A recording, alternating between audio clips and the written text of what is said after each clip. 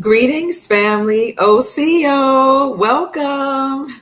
Grand Rising, Joyous Rising, Great Rising. Happy Thursday, family. Are you excited today? I'm so excited. Welcome, family. I am so happy to see you all here. Today is Thursday, January the 2nd, 2024, and the time is 8:03 p.m. Eastern Standard Time. Happy New Year, family. Oh my gosh, we have such a wonderful, wonderful surprise today. We have an esteemed gentleman here to talk to us about a plethora of things, backed by popular demand, a gentleman with that 8 energy who's come to proclaim and reclaim the empire as he was instructed to do. And he's here to cast spells. Spells of goodness, spells of righteousness, but also to break spells, the wicked spells that have been cast upon us. So keep checking in, family. Let us know where you're hailing from. I'm so happy to see you all here today. I don't want to keep you much longer than I already have, because some of you have been waiting since earlier this morning for this esteemed guest of ours. So let me just read a little bit about this gentleman, family, as you check in, okay? It's not like you all don't know him. You know who we're talking about, but let's just give a little bit of background about this wonderful gentleman that the Most High has sent into our lives. We call him affectionately Chief Pontiac. His government name is Rod Hayes. So let me tell you something about him. Chief Pontiac, also known as Rod Hayes, is a shaman who studied and practiced ancient shamanic practices in order to liberate the people on the planet and to restore ancient systems that bring balance and harmony to the planet. As such, he was recently proclaimed to be chief of a particular tribe of the Cherokee Nation. As a child, Chief Pontiac's mother recognized his special gifts and his abilities, and she told her baby that his job was to fix problems, not just identify problems, but to fix these problems and to fix them by using what she and he calls the unity key. Chief Pontiac asserts that he is using the unity key and his shamanic practices to rebuild what had been torn down globally by global rogue governments. Chief Pontiac, known for his shamanic practices, is also known for his efforts to restore ancient matriarchal practices. He states that society across the globe is waiting on American matriarchal solidification in order to switch the system back to where it was before the system went rogue. Known for his lectures and passions to restore the matriarchy, Chief Pontiac teaches how ancient Babylonian blood contracts subdued the matriarchy while placing the entire planet in a chokehold under its spell. However, according to Chief Pontiac, the planet has rebelled. This, he asserts, is why we are witnessing earthquakes, tidal waves, and other symbols of planetary unrest. Earth, in essence, as he states, is tired of planetary chaos and blood conjure wars. Therefore, she has awakened like a sleeping dragon. The only way to restore the planet, according to Chief Pontiac, is to expose the behaviors of darkness and bring harmony and balance by restoring Mama, as we know, is the matriarchy. According to Chief, the powers that were used Babylonian money magic, aka a debt-based, fiat-based monetary system to enslave us. But he further suggests that the powers that were also use 9 areas of people activity as prescribed by Dr. Neely Fuller in order to enslave us. Those 9 areas of activity are economics, education, entertainment, labor and law, politics, religion, sex, and war. And he adds a 10th area that they use to enslave us, health. And we saw that in 2019 with the CV-19.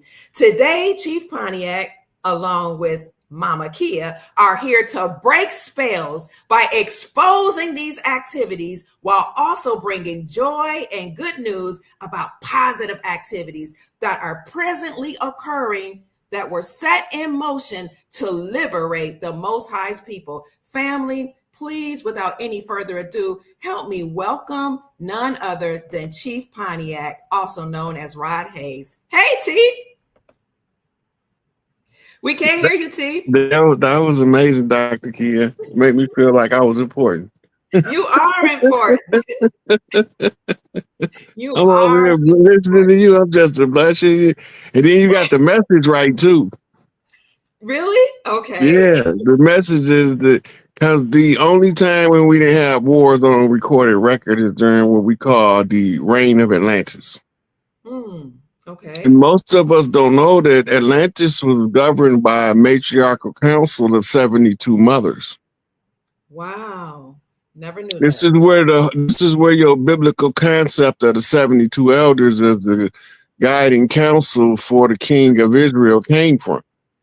Wow. They took all of our culture, weaved it into a doctrine, and gave it to us as religion.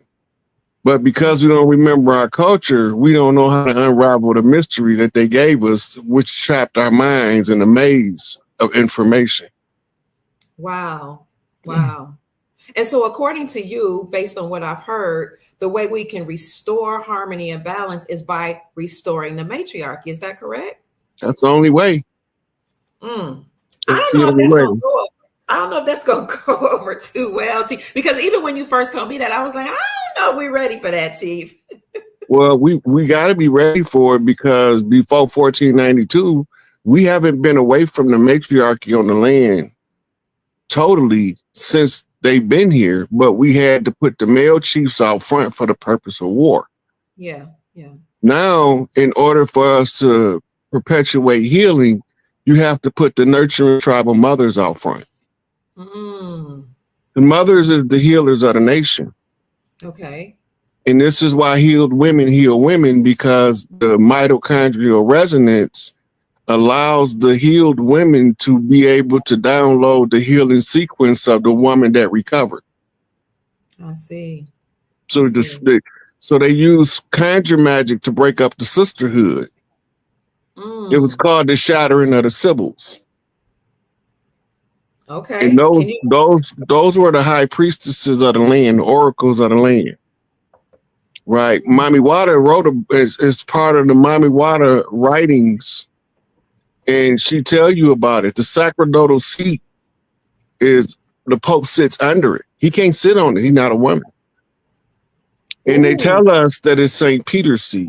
But St. Peter's seat is in a whole different place in Europe. Is this why the Pope worships Madonna, or give reverence to the Madonna, because he knows this is the correct way? Yeah. And he know that if he don't acknowledge her, his kingdom will crumble, but he don't have to tell us he acknowledging her. He got us acknowledging some stringy hippie that's going to come back with a Philharmonic orchestra surfing on the cloud to save the souls of the innocent lambs of the earth. Ridiculous. Ridiculous. So how did they use conjure wars in order to destroy the matriarchal systems that were here before? Well, right here, over here, right, the controlling conjures coming out of D.C. Okay. So the breaking of the conjure, this is why they got all of those buildings fenced in. What? Okay. They've been fenced in since 2020. See anybody? Okay, it's a young lady on YouTube named Nancy Drew. Yes. Yes.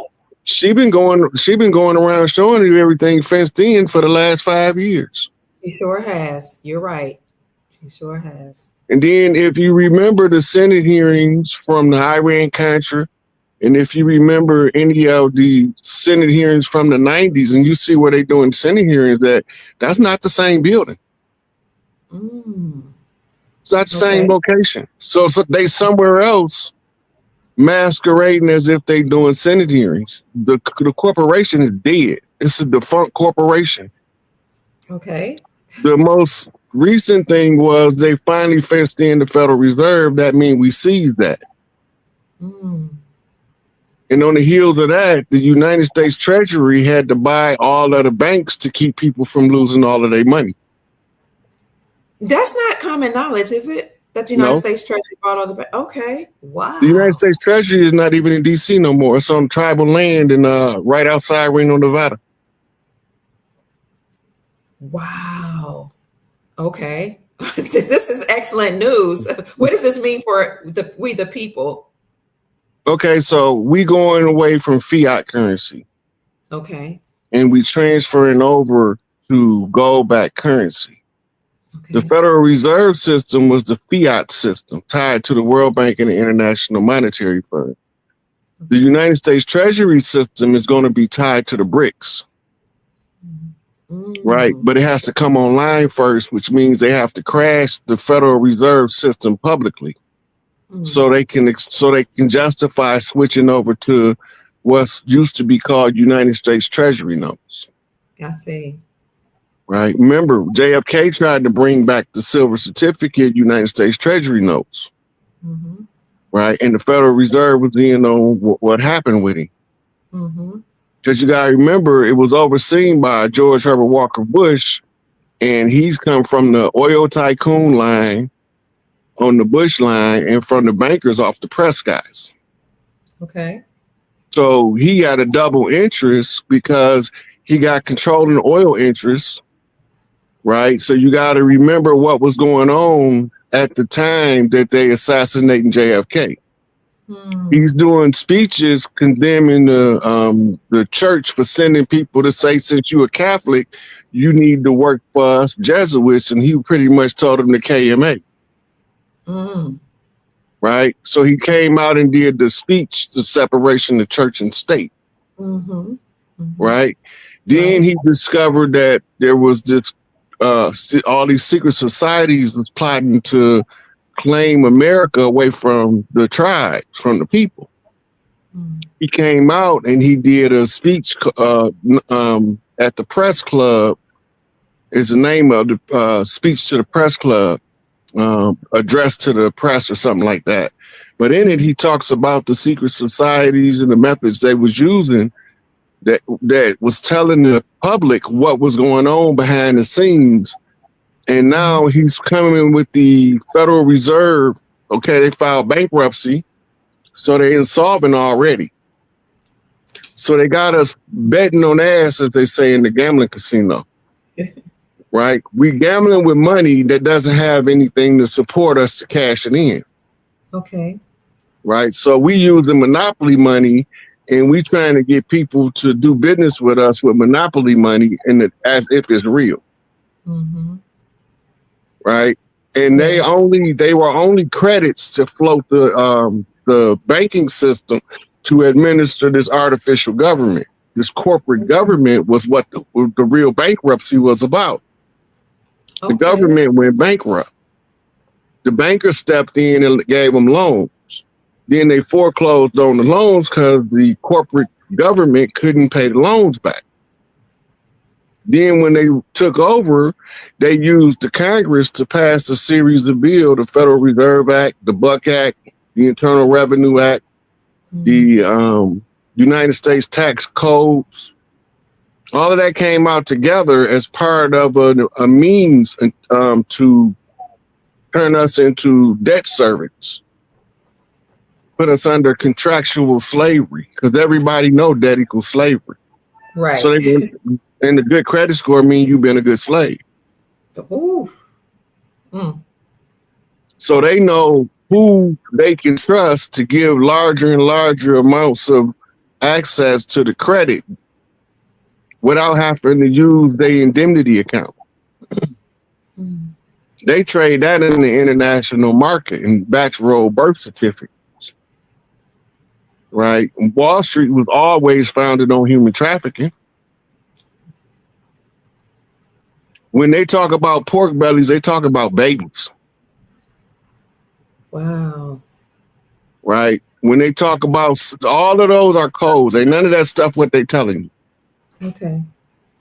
And then now they phantom trading because Wall Street been shut down for a couple of years. So they phantom trading. They just making up numbers to make it look like it's some real trading going on. Wow. I did not know that. I've been telling people that for years. I would say if you get you a good stock, hurry up and ride it and cash out because they just phantom trade. Mm, Right? right. So while they phantom trading, they ain't telling you that they got caught laundering over $1 trillion in drug money, $1 trillion in international illegal firearm sales, $1 Mm-mm. trillion and over $1 trillion in proceeds derived directly from the trafficking in humans. The, all of this is on the record. It ain't even no secret. Mm, mm. So But we're they not ain't just gonna, making this up. Go ahead. yeah, but they're not gonna talk about it on the news. Right. Right. Right. But the world court already came out and gave their findings. Mm. They had one of the judges was assigned to tell us. He came out and told us, and we seen it. We just thought, oh, that's a nice little thing you just said, and kept going on about our business. What do you Everything that we be telling people, the people that's really telling them what's going on, they not being listened to. But the ones that's giving them misdirection and running David Copperfield tricks on them the ones they focus on. Mm. And the ones that they can gossip about. Now, that's the biggest thing because we love gossip so much that anything that they can throw out there to it's like throwing a bone for a dog to chase while you break into the house. You know, we chase the gossip to our own detriment. Mm. Look, the people that need to be worried about their own self-liberation know more about Puffy Case than they know about the movement of the Federal Reserve. That's so true. They can tell you inside and out the whole of the Puffy Case, but they can't tell you that the tribe's been systematically doing step-by-step reclaiming of the land for the last 10 years and show you each step of the way where it was being done. Mm-hmm. And it was being done in everybody's face. They said we had a right to use our system, the oral tradition, to take everything back. So I've been using the oral tradition to systematically take everything back. And they've been giving Empress Redbird all the receipts. The foundational documents in which the fraud is built on in order to use the fruit of the poison tree doctrine, all of the ones that follow are also null and void. So they gave her the paperwork, right? Sending good vibes to Empress Redbird, by the way. She in seclusion right now. So, but she watch you. She love your show, and yeah. So I told her I was talk to you about getting her on here one day. Okay. Thank you. People been telling me about her as well. Yes. Yeah, she's very important to the land because, okay, so people know about allodial titles, but what they don't know is the tribes never needed a title. That's European in origin. So when the Europeans staked the claim over here, the king of England, the king of France, and the king of Spain signed off on allodial contracts, which is allotted by royal families to the lords. The lords become the landlords, the land barons. Okay. Then the systematic way to keep you from ever striking out against them is to create a structure, and they give you what's called a property tax system. And they allow you to make it up to pay your own taxes on your own. And that way you don't feel like you being forced to pay for land that can't nobody buy or sell. Mm. You can only be appointed a portion of territory according to your capabilities to work the land. If you're not a farmer and you in the city talking about when we gonna get our land back, you're not finna go to no farmer and do that hard ass work. Don't even worry about it. Mm. Plus, half of us gonna be wealthy, so you know how we gonna do. As soon as we get a job, as soon as we get some money, we ain't going to work. That's true. We not going to work, especially when we in this victim mentality of post-traumatic slave disorder. We actually hold more energy to the slave narrative, never knowing that they turned the story around from prisoners of war to servants of a master. And that's how you create a master race. But the master race ain't the ones that they telling you. They using decoys, co-deceivers, fall guys, crash dummies, stunt dummies.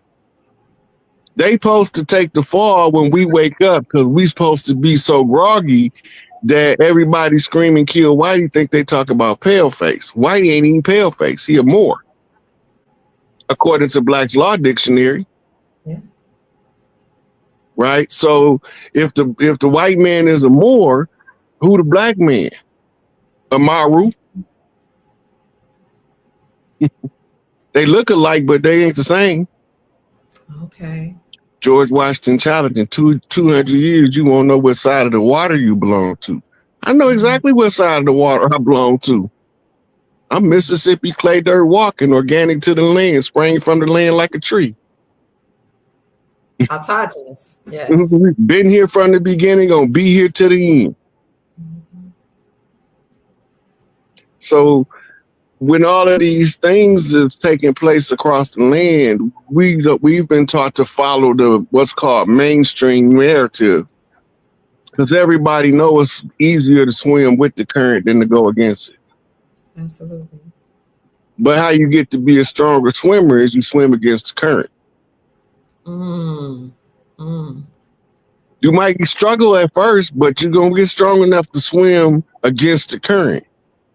That's the same as you standing there knowing the truth, trying to tell everybody that's thinking you crazy what the truth is, and they looking at you like you from somewhere else. Right.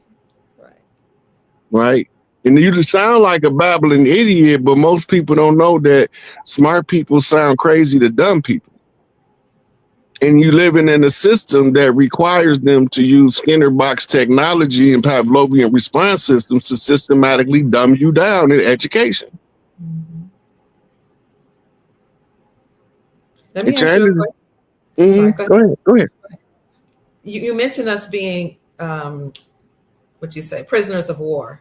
Yes. How did that come about, please? I don't want to interrupt your thought, though. I can wait till you finish your thought. Ooh. That's a good question. So remember, they told us in history class that Columbus was looking for an alternative route to India. Right. And that's what they told us, right? Told us, yes. The first problem is India didn't become India until the 1950s. It was Hindustan for hundreds of years before that. Okay. So what India is he looking for? So they are operating under what's called the white man's burden. We call it the doctrine of discovery. They are in exile following the French Revolution and the Spanish Inquisition, in which they exiled the Islamic Moors from Europe. The first place they exiled them to was Northern Africa. Right?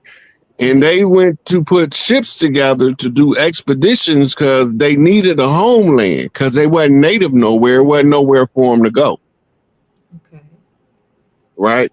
So under the papal doctrine of discovery, the Pope first gave the Spanish conquistadors permission to settle the Americas. Right? And this is Christopher Columbus was actually from the Cologne family, which is one of the secret black nobilities of Europe. That's actually melanated, nappy-head people. And they came over here to establish a home front for the so-called lost tribes of Israel in the Bible. But they made it up. It's all made up. Okay. And is used for the application of military conquest. Okay, so now that the Spanish conquistadors is heading this way, Christopher Columbus is coming from Spain, being funded by Isabella and Ferdinand. Remember? Okay. Yes, I remember that. Okay, now remember what happened when he came back and told them about the Americas and all of that? And not too long after that, they got beheaded. That was part of the rebellion. Oh. They was looking for an alternative location to set up shop. The White House is Casablanca. So they used sigil magic in DC and established a White House, a Casablanca, on this land as an embassy. That's why DC is a 10 square mile enclave. It's not a city. Okay. It's a city state. It's separate from all of the rest of the stuff on the land. They don't got nothing to do with nobody outside of the 10 square miles of DC. But they tricked us with post office boxes. Because they used the postal zones are the grids for what's called the Plymouth crash. Remember Malcolm say we didn't land on Plymouth Rock. Plymouth Rock landed on us? Yes. If you look up Plymouth Rock, it's to commemorate a crash down in the bay by DC, where the embassy at. Crash site, ground zero. Wow. And they came to the flag. Now they waging war on us with the Spanish and the English gentry. These are your British nobles that's also being exiled, and they still look like us. But they ain't us. They move up into New Jersey and upstate New York and gated communities, and they talk about us like we are animals on the farm. Wow. The only time they associate with us is when they think we about to figure out who they is. They need to cause a rebellion, and they come and incite us to riots, tribal conflicts between the different tribes, stuff like that. That's their job. It's told about by the FBI is what's called the FBI informant program.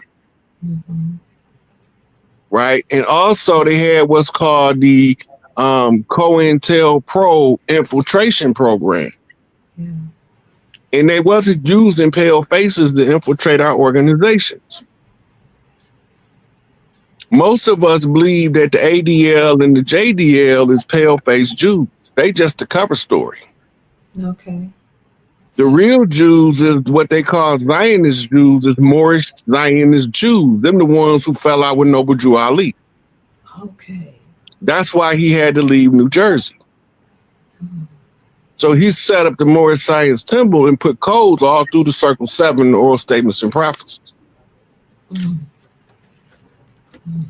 So when we read the material, it don't seem like this doesn't make sense for him to be who he was and this material be this elementary.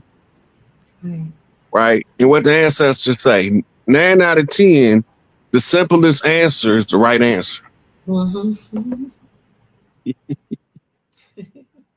You know, so Elijah Muhammad said, make it plain enough for a baby to understand it.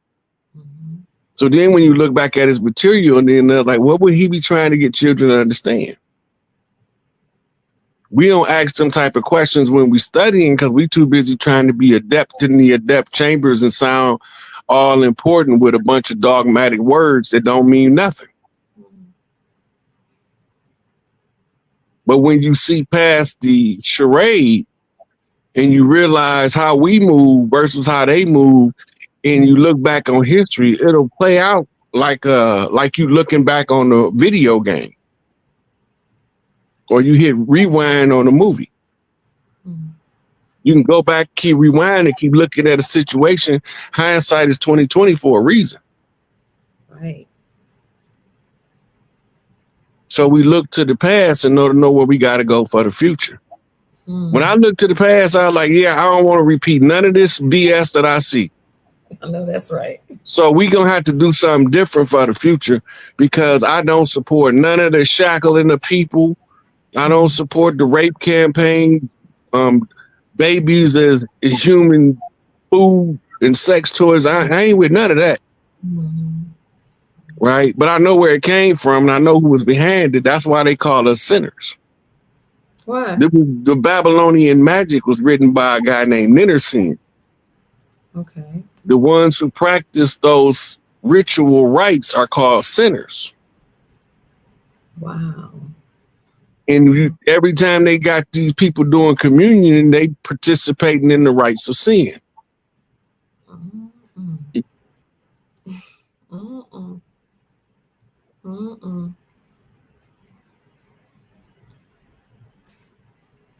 So once we became prisoners of war by what some people in the chat are calling dirty Moors. They was the first ones come over here, and they used the sweetheart swindle in the Jones plantation philosophy to trick us into thinking that somebody else was running the farm. So they married Big Mama and poisoned her. That's how they was able to enter into agreements, because they inherited the land from their wife. We don't believe in selling land. This is how they always tell on themselves. Anybody that was selling land and he was over a large plot of land, he was one of them. He married the Big Mama. That's why they called it the Big House. They took her name off of it. It wasn't a plantation. Every clan had family farms. Whoa, I got chills. They come in, yeah, and they come in.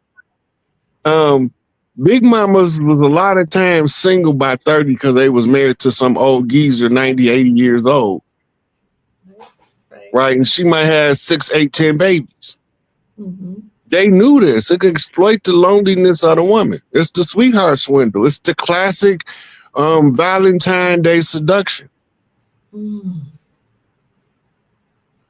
And once he get her to marry him, now he got the right to utilize the land however he see fit once he get rid of her when he poison her. Look, if they was poisoning the men chiefs with infected women and syphilis infected women and smallpox blankets, what make you think they wouldn't try to take over from the mothers? They can't get the land from the men because we already know that the land is the responsibility of the women. They don't the owners of the land. I was just talking about that the other day, how under the matriarchal systems, the property passed down through the mother, and how that makes sense because she's going to take care of all her children. Doesn't matter who the father is. But when, when according to Marion Stone, who's an author, she said you can correct me though if I'm wrong. She said when the Aryans came out of the Caucasus Mountains, they decimated and this is a Caucasian woman, European woman. Mm-hmm. They decimated all the female gods, and they started marrying the women in order to own the land of the woman and control the womb of the woman and her land. And then it makes sense then for the man to say, well, this is now my property, and the only children I'm going to take care of are the ones that come from my law, right? So, but that's not how it used to be. No. Okay. No. So the lands was allotted in portions of land, and most of the chiefs had a governable size clan, but he still had a clan mother. Okay. Every chief had a clan mother that even if she put him out front to run stuff, he got to run it by her to make sure that he not doing something that is belligerent to the children or the planet. Okay, right. So the women is the council. Mm-hmm. They the ones who say, excuse me, is it beneficial or harmful to the children? But we can't do that if it's going to hurt the babies. Okay. That makes sense, because if it's going to hurt the babies, it's going to hurt the future. Right.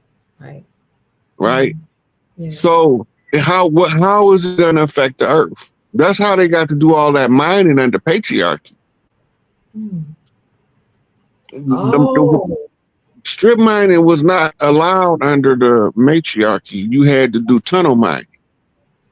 Okay. And the tunnel mining was to make sure that you wasn't over extending the land's resource.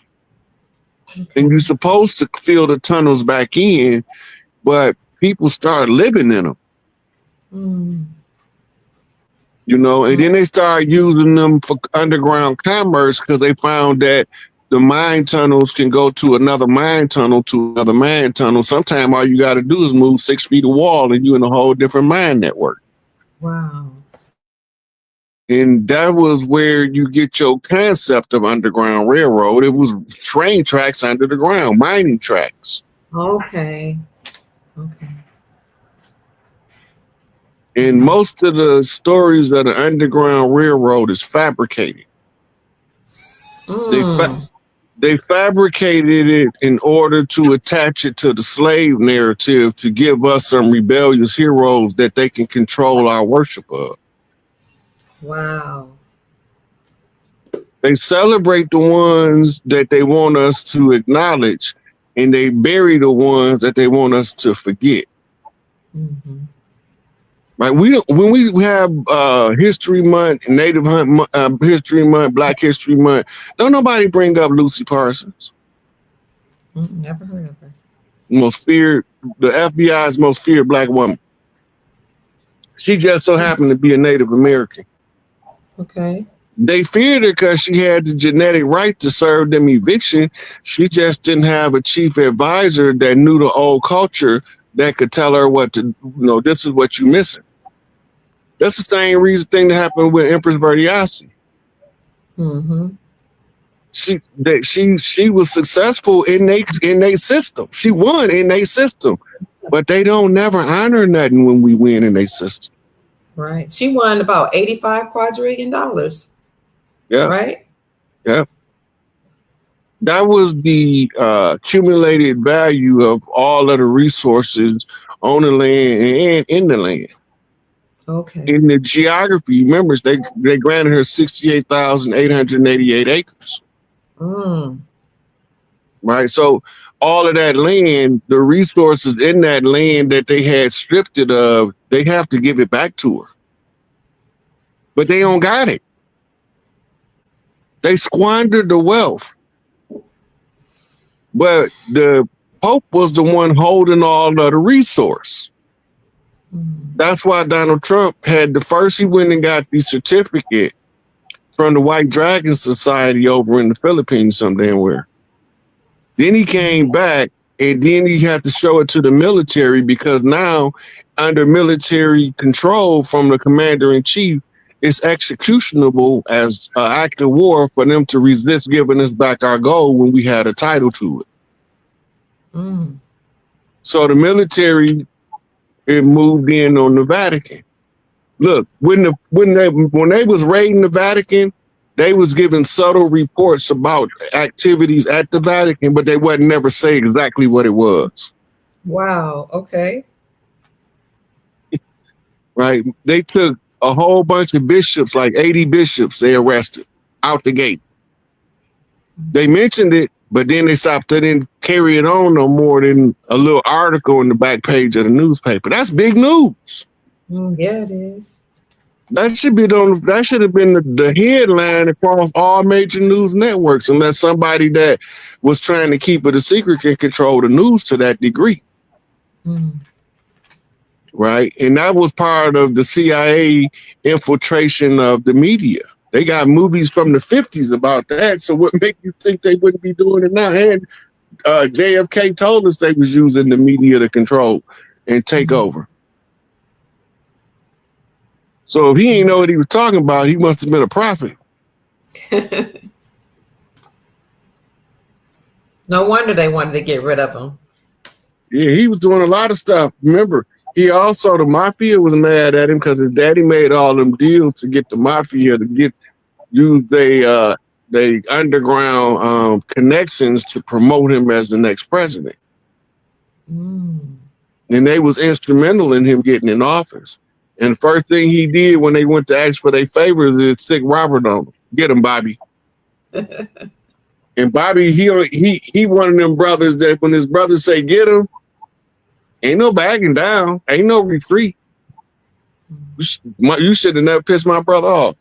Because if you piss my brother off, that means you got a problem that both of us got to handle. Right. That's why he was going at the mob like that. Okay. But he was also going at, see, the CIA got mob ties. And that mob ties was through George Herbert Walker Bush. It all traced back to the old man. Whether we go 9/11 route, trace back to World Trade Center and the controlling, he's a dirty player. That's why he was the first one Trump got rid of. And the second one was John McCain. Okay. Right? The two biggest traitors operating on the land. You got to remember, John McCain was the one gave up the position to the enemy, and they gave him a pardon for it. They were supposed to give him a bullet in the face. According to the military law, he was a traitor. Gave up the military positions to the enemy. Yeah, you're supposed to die for that. What they do? Slap the badge on, honor on him, put his strong arm in a little sling and sent him to D.C. Ain't nobody in D.C. like him. But they scared to say something to him because his marionette master, his Geppetto, that old man Bush, the pedo.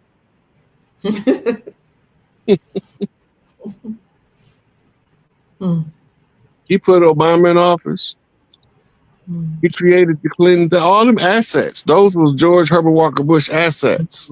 I see. Right? Like if you go to the Behold a Pale Horse, he tell you about the Senate Select Committee that made him King George I of the United States of America. So me, when I was locked up, I went and pulled the bill in the law library, and it said what he said. So I know he wasn't lying because it's in the bill. Right? So once you read it, you can't be like, okay, well, I know this information, but what do I do with it? Right? You watch it play out and it expose itself. Now we just shining the light back down the dark corridors of the past so we can show you where it was all at.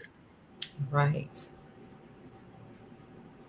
You mentioned Behold the Pale Horse, and that just reminds me of what I saw. And I think you were trying to help me see that, maybe I need a little more clarity when we saw Beyonce riding in on the white horse during the halftime of the games on Christmas.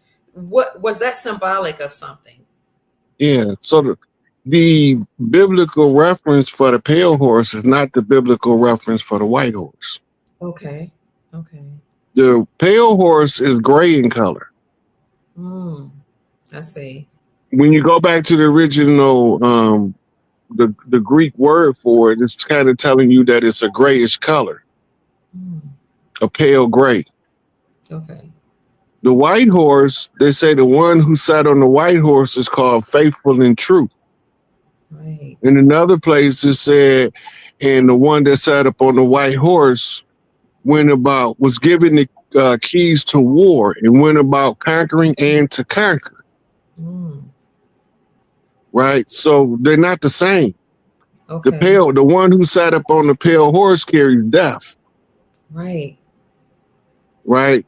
So death means absolute change. It don't always mean somebody got to die.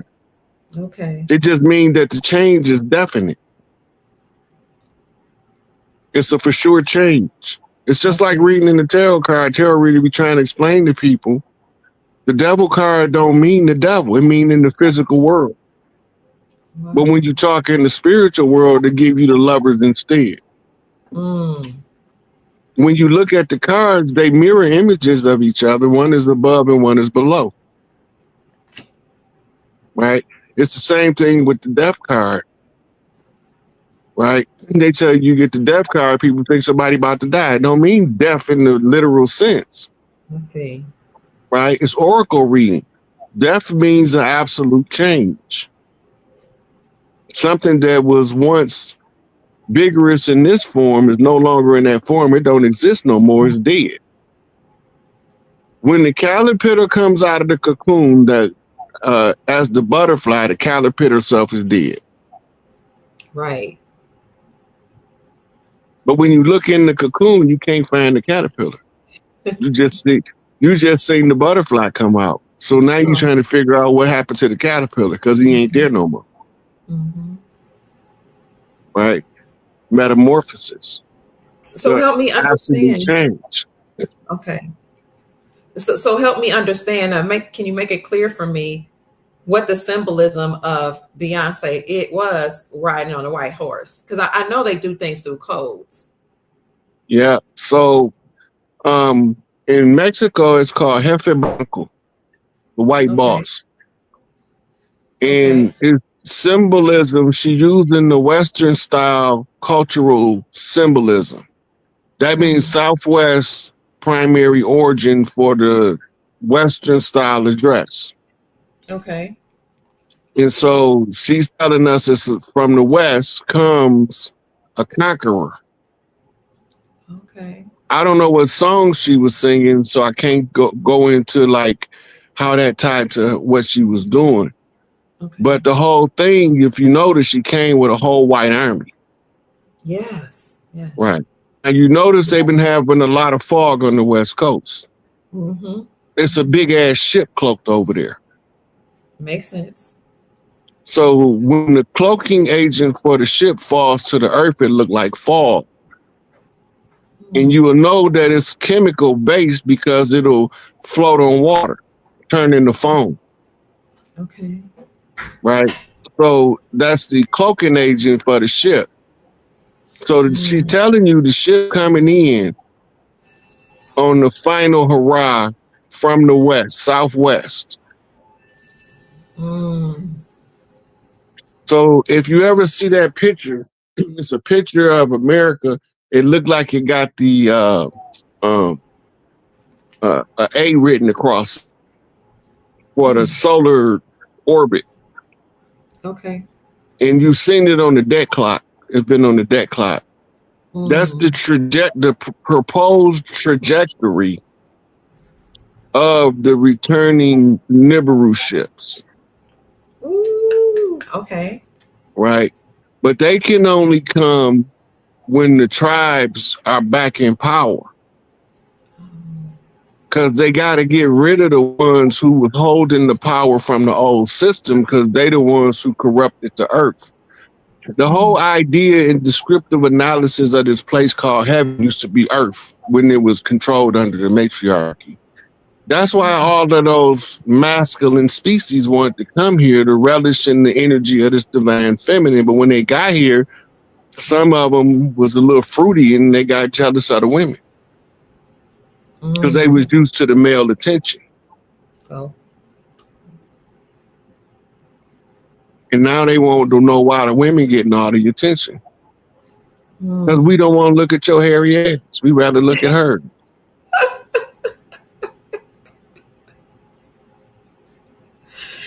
While you're talking, I'm just going through in my mind Marion Stone's book, When God Was a Woman. Like she lays it out that these people who came here, she said, she called them Aryans from the Caucasus Mountains. She said they were homosexual in nature. They were brutish. They hated women and they decimated mama all across the planet. And it's she gave you a 100% descriptive analysis of Enlil's fleet. Okay. The ones that they say came down on top of Mount Hermon. Right? They couldn't go west because the Egyptians was the barrier. So they went north. When they go north, they settle in the Caucasus Mountains and they got nappy hair. Right? And they got they got yellow skin, not pale skin. Or what we would call them in the Mississippi culture, they call them a light bright. Okay. Right? Oh, look at that light bright.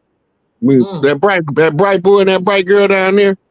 Yeah. That's what they right. So, but they had nappy hair. Most people don't know that if you were originally from the earth, you're gonna have a higher propensity to have nappy or curly hair than you is straight hair. Right. Straight hair is the minority, but it was still tribes that had straight hair. Melanated tribes with straight hair. Mm-hmm. And then you have your Asian tribes with the hollow hair. That's a whole nother Y chromosome haplogroup. Okay. Right? You had 12 daughters of Isis. All of them was a different skin color and hair texture. And eyes, some of them had funny eyes. Mm. Right? So they settled in the regions of the earth in 12 major sections. The 13th seat was the sacerdotal seat, the Isis seat, the Inanna seat, the Olympia seat, the Columbia seat, the Guadalupe seat. She's still in all of the cultures under different names, and they put her right there in front of you, but you don't know that the son can't never be greater than the mother because he can't carry no baby in his womb. So when we realize that aspect, Hail Mary, Mother of God, well, what that make her? Woo! Woo! A goddess. So when they say, when she said Hail Mary, Mother of God, think about what it's saying about the making the man. Let us make man in our image. But just kick his uterus out in early. Kick his uterus out. Make his ovaries drop. Turn them into testes. Because the women can override the Y chromosome if it got any defect in it and produce a girl baby without that Y. My daughter, who studied biology, told me that, and she told me that in the womb, a child starts out as a female. All zygotes are female. It's not until later on that the mothers determine the Y chromosome is not going to be defective that she okay the progesterone, testosterone balance in her blood to convert the genetics of the child from female to male. That's beautiful. The mitochondria run this place. I don't care what they say. Because it's the mitochondrial right to scan the chromosome or the Y chromosome. Men don't, we inherit it from mama, but we can't pass it on to baby. That's why everything comes through the mother line. Okay. And the same mitochondrial in the woman from a specific geography is in the soil of that geography, and that's how you know who organic to that land. It's more accurate than 23andMe. 1 minute, Chief. Family, if you're enjoying this lecture and this conversation with Chief Hayes, who is also known as Rod Hayes or Chief Pontiac, then, let us know in the chat that you appreciate him, and let's send him a blessing. I really believe in blessing people that help us out or share knowledge and information. And you can send him a blessing at $ by Cash App at $ SIKAPE, just to let him know that we appreciate him and we're grateful and thankful that he took the time out to share this information that you're not going to hear anywhere else. At least I haven't heard it anywhere else, except for, studying the matriarchy. I did do, since I did study some anthropology, but this is impressive, just knowing that we're going to return to the matriarchy, understanding how important it is, all of that, and how the whole world really is returning back to the matriarchy. They're waiting on the sisterhood here in America. So if you are appreciating this, and if you want to even ask him some questions before you do, just drop him a love offering, family. Send him a Cash App blessing at $ SIKAPE, and that's called the Sick 8. And he never asked for that. It's something that I enjoy doing because I was raised and taught that if a person blesses you, you should give back to them. And the Bible says, muzzle not the ox that treadeth out the corn. So, Chief, I hope you don't mind me doing that. It's just my great pleasure that you've taken the time to be here today. Reciprocity. Yes, sir. I accept everything with gratitude and return the love just the same for it to come back to him tenfold. Yes, in multiples of 10. Beautiful. That's how the love energy is exchanged through gratitude, reciprocity. Okay. Right. And when we do stuff for each other, Like I come on here, I don't ask for nothing. I just come over here to give y'all the information. Yeah. It serves two purposes. Notice the agent, notice the principal. It's everything I say is for public notice.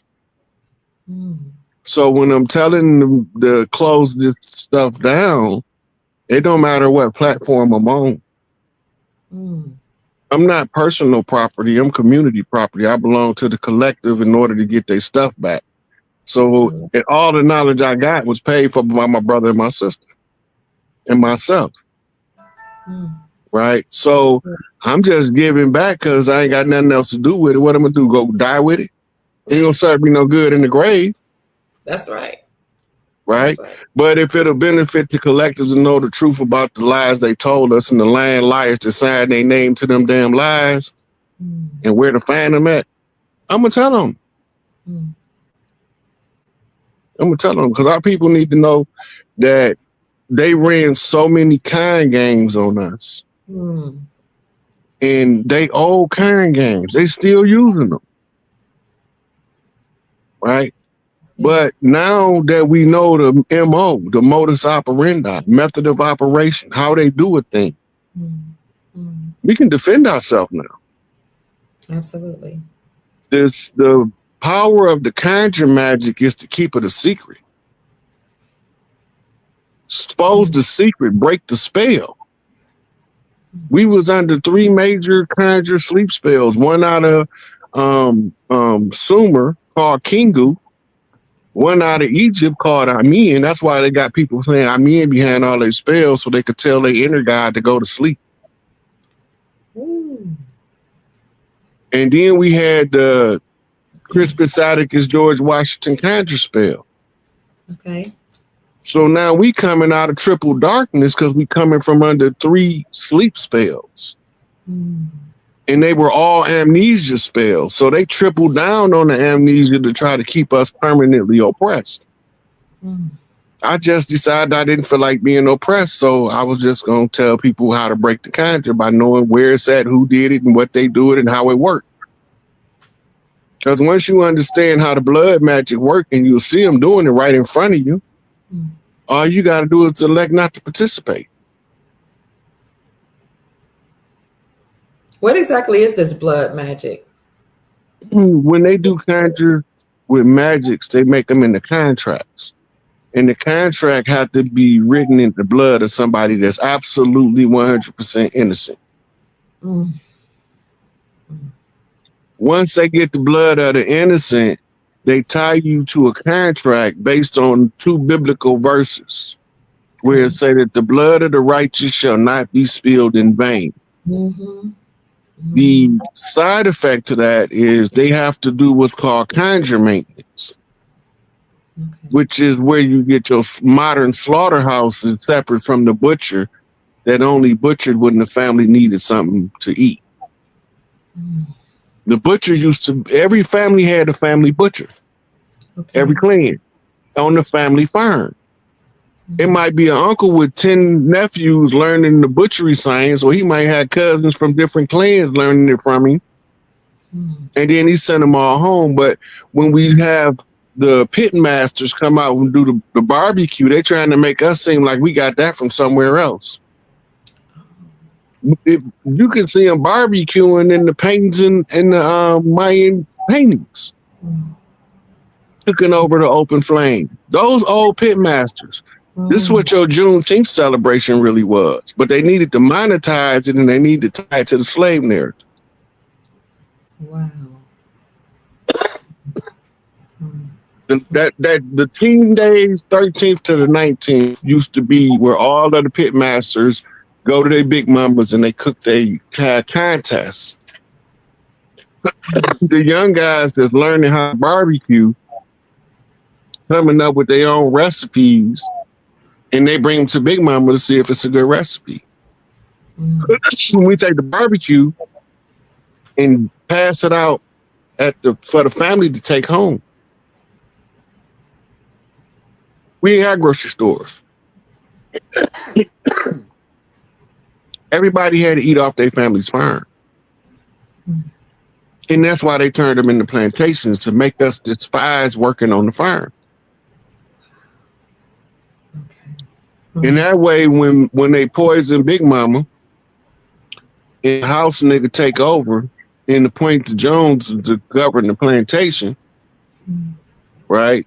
Then when he go into the sharecropping agreement and lose the land, we don't even give a damn. As long as we can get off this land, let him lose it. Because they misusing the family, and we ain't feeling that nigga up there in the house. You said the house nigga took over the land. You didn't say that the slave master, the Caucasian man, took over the land. You said the house nigga. Yeah. He the one poisoned Big Mama. That's why we ain't like house niggas. Oh, okay. Come in with his buckle shoes and his European suits on. Then he don't got the nerve to say who that nigga on that nag when he see a native riding in. They showed you in the movies. Well, who sent him? Where did he come from? They was conquistadors and Huguenots. The Huguenots was the French ones who take the credit for the Creole culture. Okay. The funny part about that, if you go talk to the actual people that's from that culture, they was practicing that culture long before a Frenchman ever came over here. They just added the French language into the Creole culture. They didn't add the Creole culture into the French.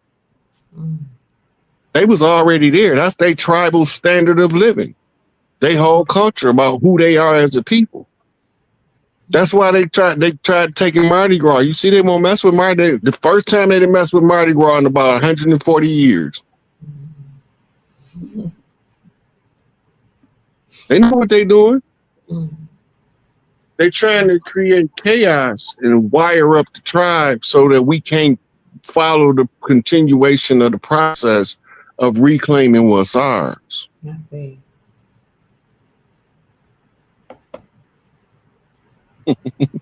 Django, yeah. Who that nigga on that nag? Who that nigga on that nag? You go back and look, the house nigga was running the show the whole time. Yes. Now you got to go pull up this clip on YouTube called The Jones Plantation, and you'll know why I keep saying that as an example. Okay. The Jones Plantation. Yeah. So, Chief, let me look that up. I keep talking about how the chiefs on the land are now back in control because I keep seeing certain rituals that are being done that alludes to that to me. Like any game with the name of chiefs, Indians, Moors that's played, I can always, kind of foretell who's going to win. It's always in the last 2 years. It's been the chief or Indian. So they use the sports logos, team mascots, and scores to talk to each other. Okay. Anybody that don't know that the professional sports is rigged across the board is in a delusional world. Okay. Right. Yes. They got to know who's going to win in order to know what the point spread going to be. Okay.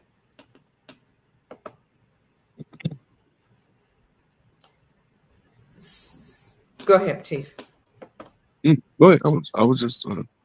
So now that the United States Incorporated is defunct. The Federal Reserve Central Banking System is defunct.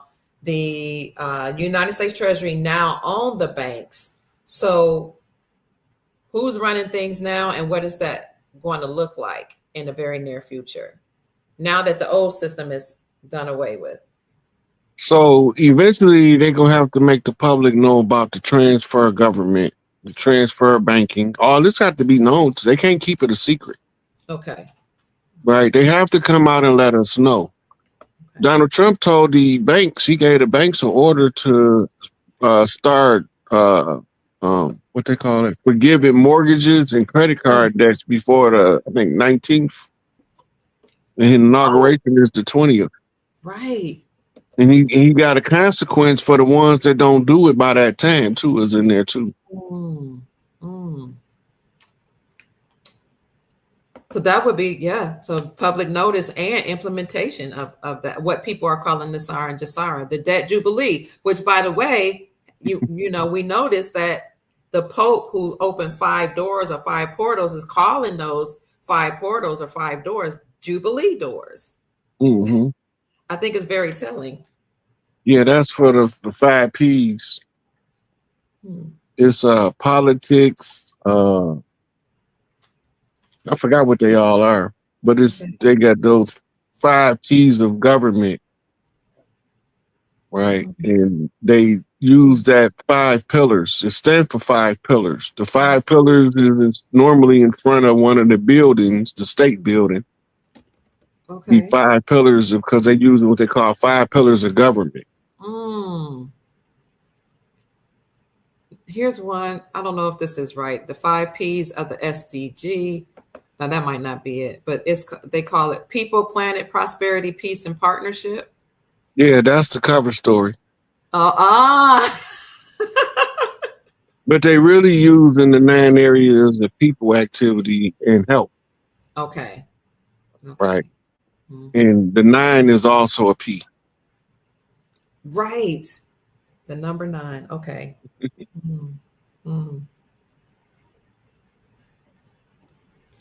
So somebody asked, does that include student loans too that have to be eliminated? Look, yeah, all of those got to go because nobody's supposed to have to pay to get an education. Okay. That was already fraud to begin with. You may remember the universities and the HBCUs and the Ivy Leagues are all owned by the Rockefellers. It was the Rockefellers' educational format that they was using, and they was using it also to enslave the people financially. That's what the whole student loans went from a class to be a doctor in the 60s. You probably was out of about $8,000 to go to school to be a doctor in the 60s. Now you're going to be out of probably close to $1 million. Yeah, I was about to say several hundred thousands. I worked in a medical school and them kids came out with $300,000-$400,000 debt. Medical school, that's not even including internship, residency. And other programs, you know, if you wanted to practice certain parts and certain specialty, specialty training. Yeah. So they know what they're doing because it's called the passage at $100,000. In order to get past that, you have to sacrifice so much it probably drive you crazy and make you do something to yourself. Yeah. Right. But the people that can endure through the struggle normally reap the benefits of becoming a doctor and being able to pay that loan back and live pretty comfortable. But the average doctor is a C student. You gotta remember that. You're right. And you got doctors that graduate with D's, barely making it. I remember saying, gotta remember that. I remember saying, "Oh, I would never want you to work on me," you know, to myself when I would look at their grades. And then that's the doctors that they can get to do the nefarious work for the medical pharmaceutical companies. They the ones come in and give them all of the free medication to get clients hooked on prescription pain pills and stuff. They the ones that facilitate that. Right. So you got other countries, Nigeria, you can go to school to be a doctor for free. Cuba. Right? Why it cost so much over here? What's wrong over here? Not only does it cost a lot of money, Chief, to get a medical degree, but the medical schools spend a whole lot of money trying to convince melanated people to go to doctors. When I tell you a lot of money, they give people who specialize in closing the gap of health disparities, millions of dollars, hundreds of thousands of dollars, because it's a problem with melanated people. You know, that most of us don't like doctors, we don't like hospitals. So they have campaigns to try to entice us to get medical attention. And people think that's a good thing, not remembering what the medical community did to us. We're still doing. Still doing. But you got to remember too, that outreach to our community, that didn't come from the general practitioners of medicine. That came straight from the Margaret Sanger School of eugenics. Okay. Okay. It's the eugenics model to get us to do abortions, because we used to wouldn't do an abortion no matter what. Right. Right. They've normalized it now. Yeah, they have. They have. Right. And so the outreach to get us to use their system is how they got us into this Tuskegee experiment. Yes. All that's carryover from Planned Parenthood. Okay. You got to remember the STD clinics is also an extension of Planned Parenthood. Mm. Right? In the early prenatal care that's done by the state, all that's Planned Parenthood. Mm. That was their model, to get into every aspect of medicine and to control how they poison us, pretty much. Yeah. Wow. Yep, that's the same model, same marching orders. Mm. We didn't ever trust them people. We sure didn't. Because in the day, go ahead. Yeah, and we had our own healers. So, well, I was just about to say that. we needed to go there. Yeah. They made us think that our healers was quacks and their healers was the real deal. Mm. That's their uniform system and the white coat syndrome. Okay. Right. Yeah, remember, uniform commercial code. Everything must be uniform in order to appear to be legitimate. Okay. Right. The symbol of the doctor in the white coat is the symbol of authority that you're supposed to blindly follow. It got a name for it in psychology, and they call it the white coat syndrome. Where you got people, if the doctor tell it to them, he could be 100% lying, and they're going to 100% believe him. That's true. Because he got that white coat on. Mm-hmm. Yeah, that comes straight out of Machiavelli. To put people in uniforms so that they can seem more important than other people. Mm. And then you put medals and trinkets on their jacket to make them superior among the ones that wear uniforms. Mm-hmm.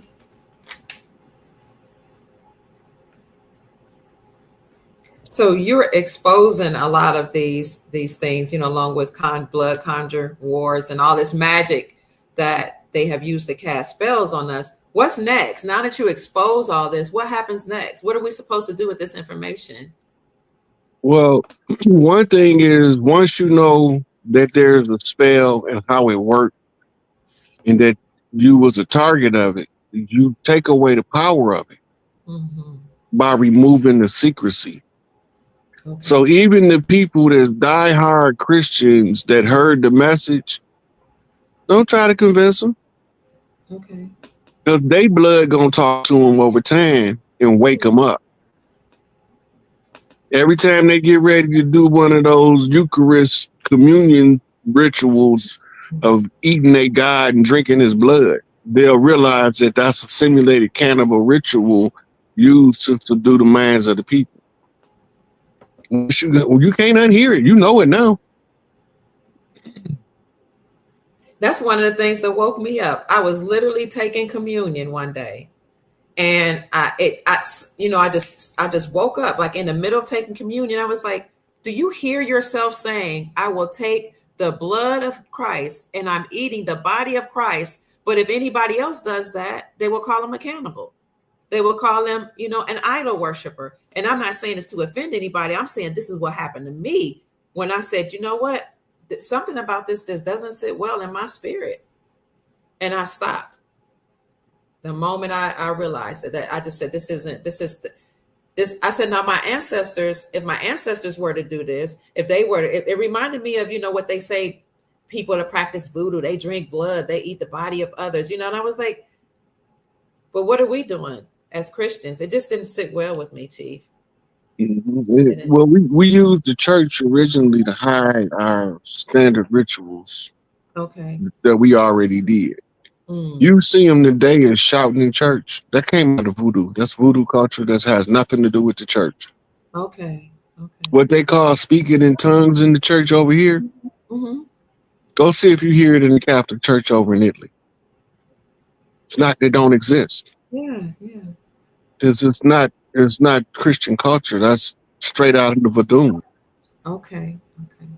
Right. And that's actually an actual ancient tongue that most of us don't remember, but some of us remember the language, can translate it. I agree. I've Right. been But in to situations. Go ahead. I'm sorry. yeah, but to us it just sounds like gibberish. Mm-hmm. But it's a language. And it's literally a language. And I've been in situations where people were speaking in tongues, or what we called an unknown ancient tongue, in the church, and somebody would stand up and actually interpret it, and the congregation agrees because their spirit agrees with the interpreter. And I thought, wow, that's so powerful. And that do not come from the Christian church. Okay. So speaking in tongues in the Bible is the ability to speak foreign languages. Mm-hmm. Linguistics. Mm-hmm. The word that they translate as tongues is lingua. Okay. So linguistics, just the tone, the texture of the voice. Mm-hmm. Right. So the language of the foreign people, they got a different texture. Okay. Spanish people roll their R's off the front of their mouth. Mm-hmm. Arabic people comes from the deep part of their throat with their cock sounds. Right. Two different parts of the tongue is primarily used. So you're talking about the difference in the languages. Okay. Right. And in the book, it tells them that when the Holy Ghost, when the Spirit came over the apostles and they received the gift of tongues, they was able to translate the language of those around them. Yes. They didn't say they was going to speak an ancient language that ain't nobody never heard in 20,000 years, and that somebody in the congregation going to jump up that's tied to the bloodline that's going to know the language but don't know why he know it and can't figure out why he know what everything mean, but he just going to speak it. Mm. But in the Voodoo culture, you can see that. In the Santeria, you can see that. Right? In the Obe, you can see that. In the culture, it's there. It's already there. Been there. It ain't new. It's ancient. It's paintings on the walls all over the world of that same culture. Mm. But we can't equate the paintings in the wall because they disassociated from us to know that them was our ancestors that we was painting on the wall for you to remember who you was coming out of amnesia at the close of the age of Pisces, because they can't keep us perpetually idiots. Okay. So this is where they say that the Anunnaki was told to give it to the earth, give it all back by the Galactic Council. So if they had to give it back, then they had to find an earthborn heir that was the rightful heir. Have they done that? Have they found that? Yeah, it's 12 daughters, which is 12 major matriarchs. Well, 13 major matriarchs. The 13th seat is the sacerdotal seat. And the other seats are what you call regional seats for the 12 regions of the earth beyond the seat of the Great Mother. Mm. You know the blood right because it'll be tied to finance. Mm. So when we tell them, like when I tell them about Empress Rarebird, it's because they gave her the documents, the foundational documents that their construct was built on. Mm. They surrendered. Here. Yes, she got the original allodial title directly from the Rockefellers, who was given the jurisdictional authority to write that BS. Mm. Mm. So once they gave her that gave the tribes the right to start to reconstitute across the land, go back to our tribal ways, go back to the oral tradition, and finish reclaiming everything by oral tradition. Wow. That's why I had the show in 2017 when they staked the totem pole in DC, because we can't take all of the land back without taking the embassy of the enemy first. Mm-hmm. Then this shows up on January 6th, where a native trained shaman sat behind Pelosi's desk with the law of the land flag to usurp the admiralty jurisdiction. That shut him down right there. He was there. All he had to do there is be there 30 seconds. He was there at least a couple of minutes. Mm. And he was sitting there with his feet up. That means that the territory is now occupied by the corporation is now occupied by the Republic. He's also a Marine Special Forces, white hat operative. Okay. That's what he was sent there to do. Put the American flag of the land with no gold fringes behind enemy lines, the Admiralty flag. Ooh. Right? Then what happened? Sipico, the native out of Canada, put the Pope on public notice in native tongue, then translated it into English. Mm. And the Pope response was to rescind the Discovery Doctrine, which is the foundational doctrine of the whole incursion into the Americas. Wow. By removing the Discovery Doctrine, he also removed every treaty that's built on it. Mm. That means anything that came after the Discovery Doctrine has been nullified in law. Mm. So then once that happened, right, and then the only thing I had left to do, I had to find Empress Rarebird. Once I found her, she was able to time what I did in the oral tradition with receipts that they gave her as the response to what I was doing. Mm. So now Trump announced that all of the Black American tribes that was formerly not recognized will be recognized under this next upcoming administration. Wow.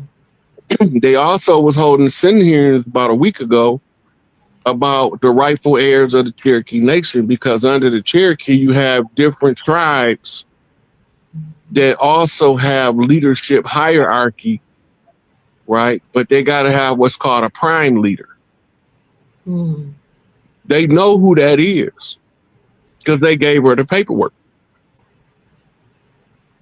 So she can bring all of the tribes that wanted to unify and overthrow the corporate system can just tie in the Empress Rarebird and we back in business. Mm. Right? A lot of us don't understand that this is ancient tribal tradition. Every 26,000 years, we go through the same thing to rebuild the next future. Wow.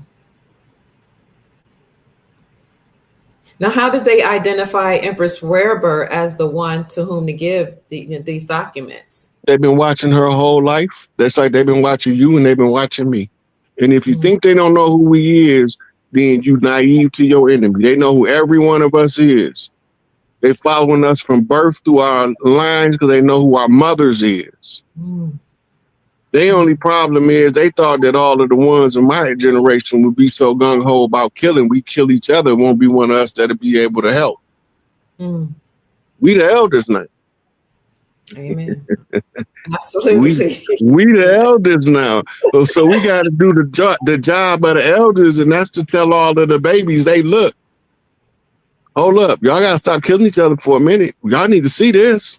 Mm-hmm. This is what they did. I'm going to tell you exactly how they did it. Who did it? I'm going to show you dirty players confessing. Yeah. And once the youth understand that they need us to believe we from somewhere else, to disassociate us from the land, so that they can say that we surrendered the land to a foreign power on the conclusion of war. But when we telling them we know who we is, we was already here, we always been here, gonna always be here. You done killed us, fried us, fricasseed us, turned us into strange fruit, and decorated the South during the Christmas season with the bodies of the chiefs.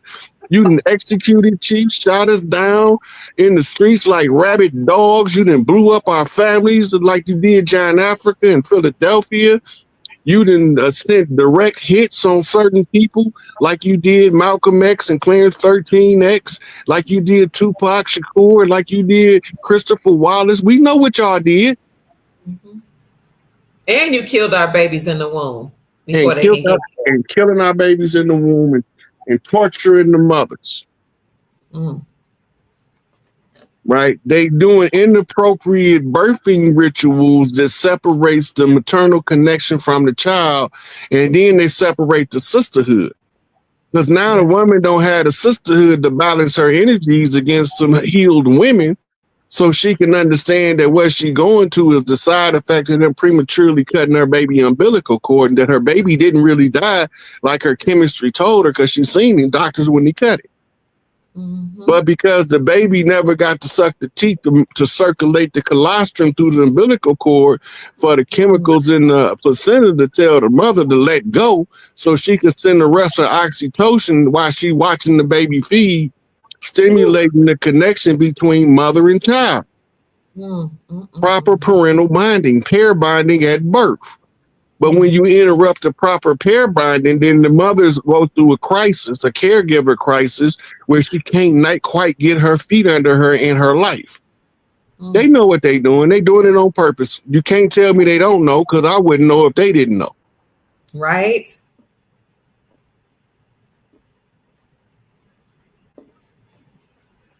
Chief, somebody wants to know, how can they find their tribe? This particular person, how do I find my tribe of a Hispanic woman born in Texas? But I think that's a good question for everybody. How can we find our tribes? The first thing, you can go back as far as you can to a geographical region in your direct lineage. You're going to run into a dead end because they burnt up a lot of files in churches and office buildings and libraries. They burned them down on purpose so that we can run into a dead end. But that ain't it. Once you get to the last place where you can, that's where they erased you at. Now you go to a map, a tribal map, a pre-1492 tribal map. You can find one on Google. They got a whole lot of them. And look at the geography that you from. And then you can see the different tribes in the general area. You are 9 out of 10, your lineage will trace back to an admixture of tribes from that area. And when you go down there and see them people, you go be like, damn, some of them people was like looking in the mirror, they look so much like me.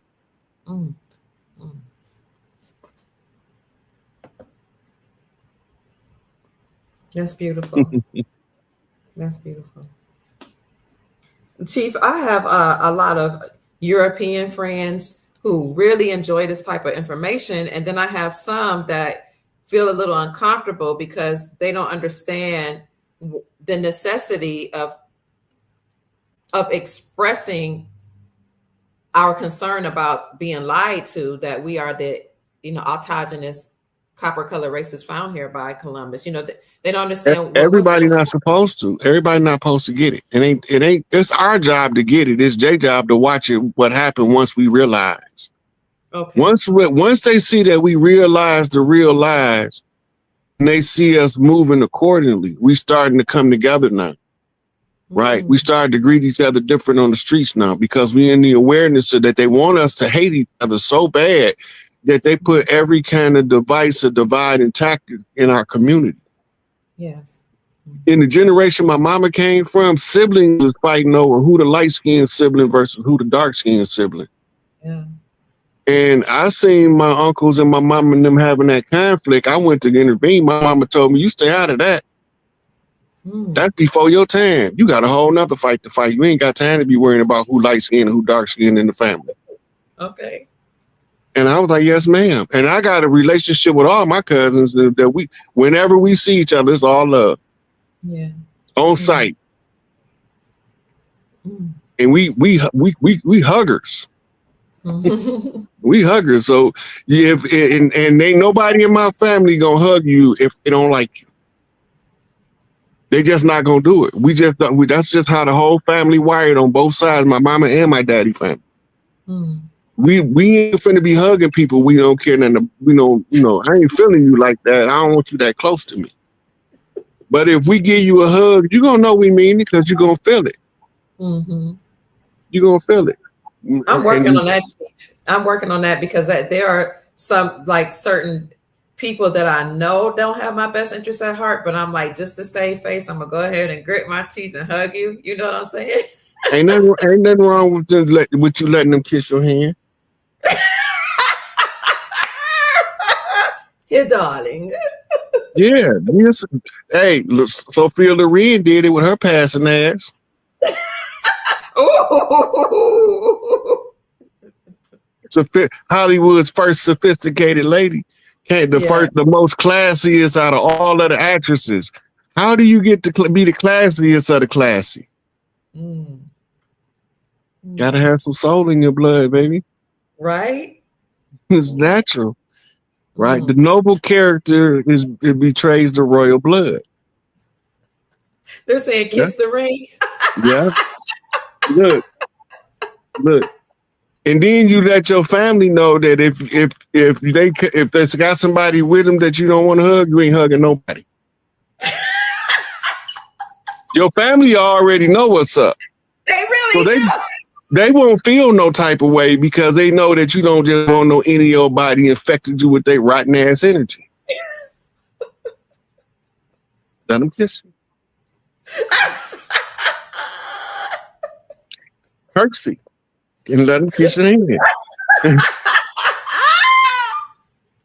You said curtsy. Yeah. Hit him with an Ava Gabor, darling. I love it, darling. Look, ain't nowhere I've read a whole bunch of books of life and I haven't seen where it was ordered for nobody to be an ass kisser. It's not in nobody's book of life. Some people behave like it's in there, but it's not even in theirs. They just behave that way. Brown nose and shoe shuffling for somebody to look at them and get them some favor. Don't give me no favor. I'm gonna find me a way. Somebody's I'm gonna take this person up on their comment. Her Grace Empress Kia Pruitt. Darling.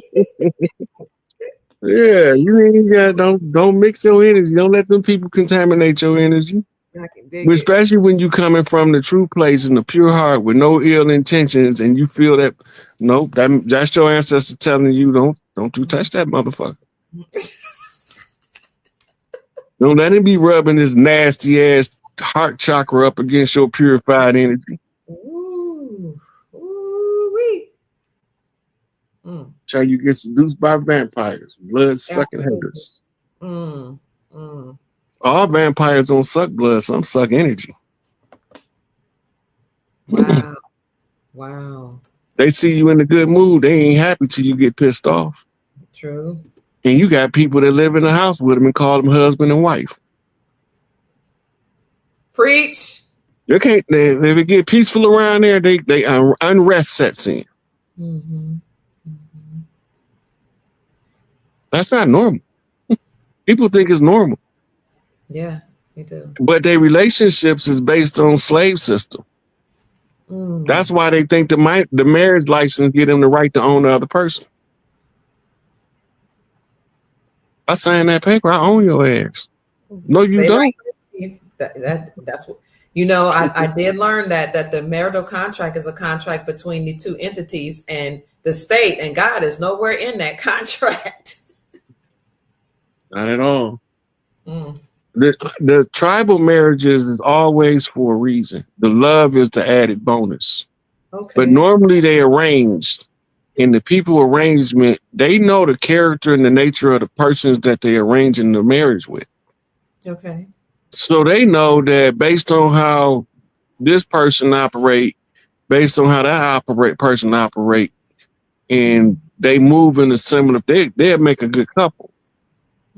Right? They'll be a strong, powerful parental unit to usher in a matriarchal with a controlled patriarchal presence.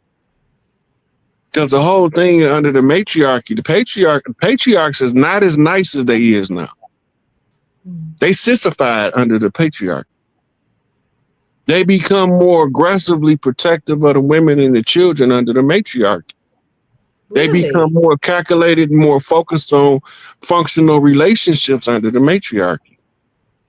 And it allows the woman to shift out of war mode and shift into love mode. And it settles the temperatures and the weathers of the earth, and it becomes more tropical around the planet. The energetic shift. It's the golden age. So as it ramps up, you'll see that the winters in the north will be less cold and shorter duration, and the summers will be less hot and unbearable, and they'll start normalizing to a similar temperature, and deserts will start to spring up grass and trees. And we gonna help it because one of the programs that I can't wait for is the reforestation of the fruit forests. All of the children and tribes, and they tribal have a tribal elders that bring them in the summertime or the springtime, and we just plant trees for a couple weeks at the beginning of every spring. And then if somebody get lost in that forest, they can eat damn near anything in there. That's beautiful. Yeah. Do you foresee that happening in our time, in our lifetime, Chief? Well, you already have some people doing it on a smaller scale. Okay. There's a lady in Arizona that's doing it, having she's turning desert into lush food producing environment, and it's working. It's working. It works. We know it works.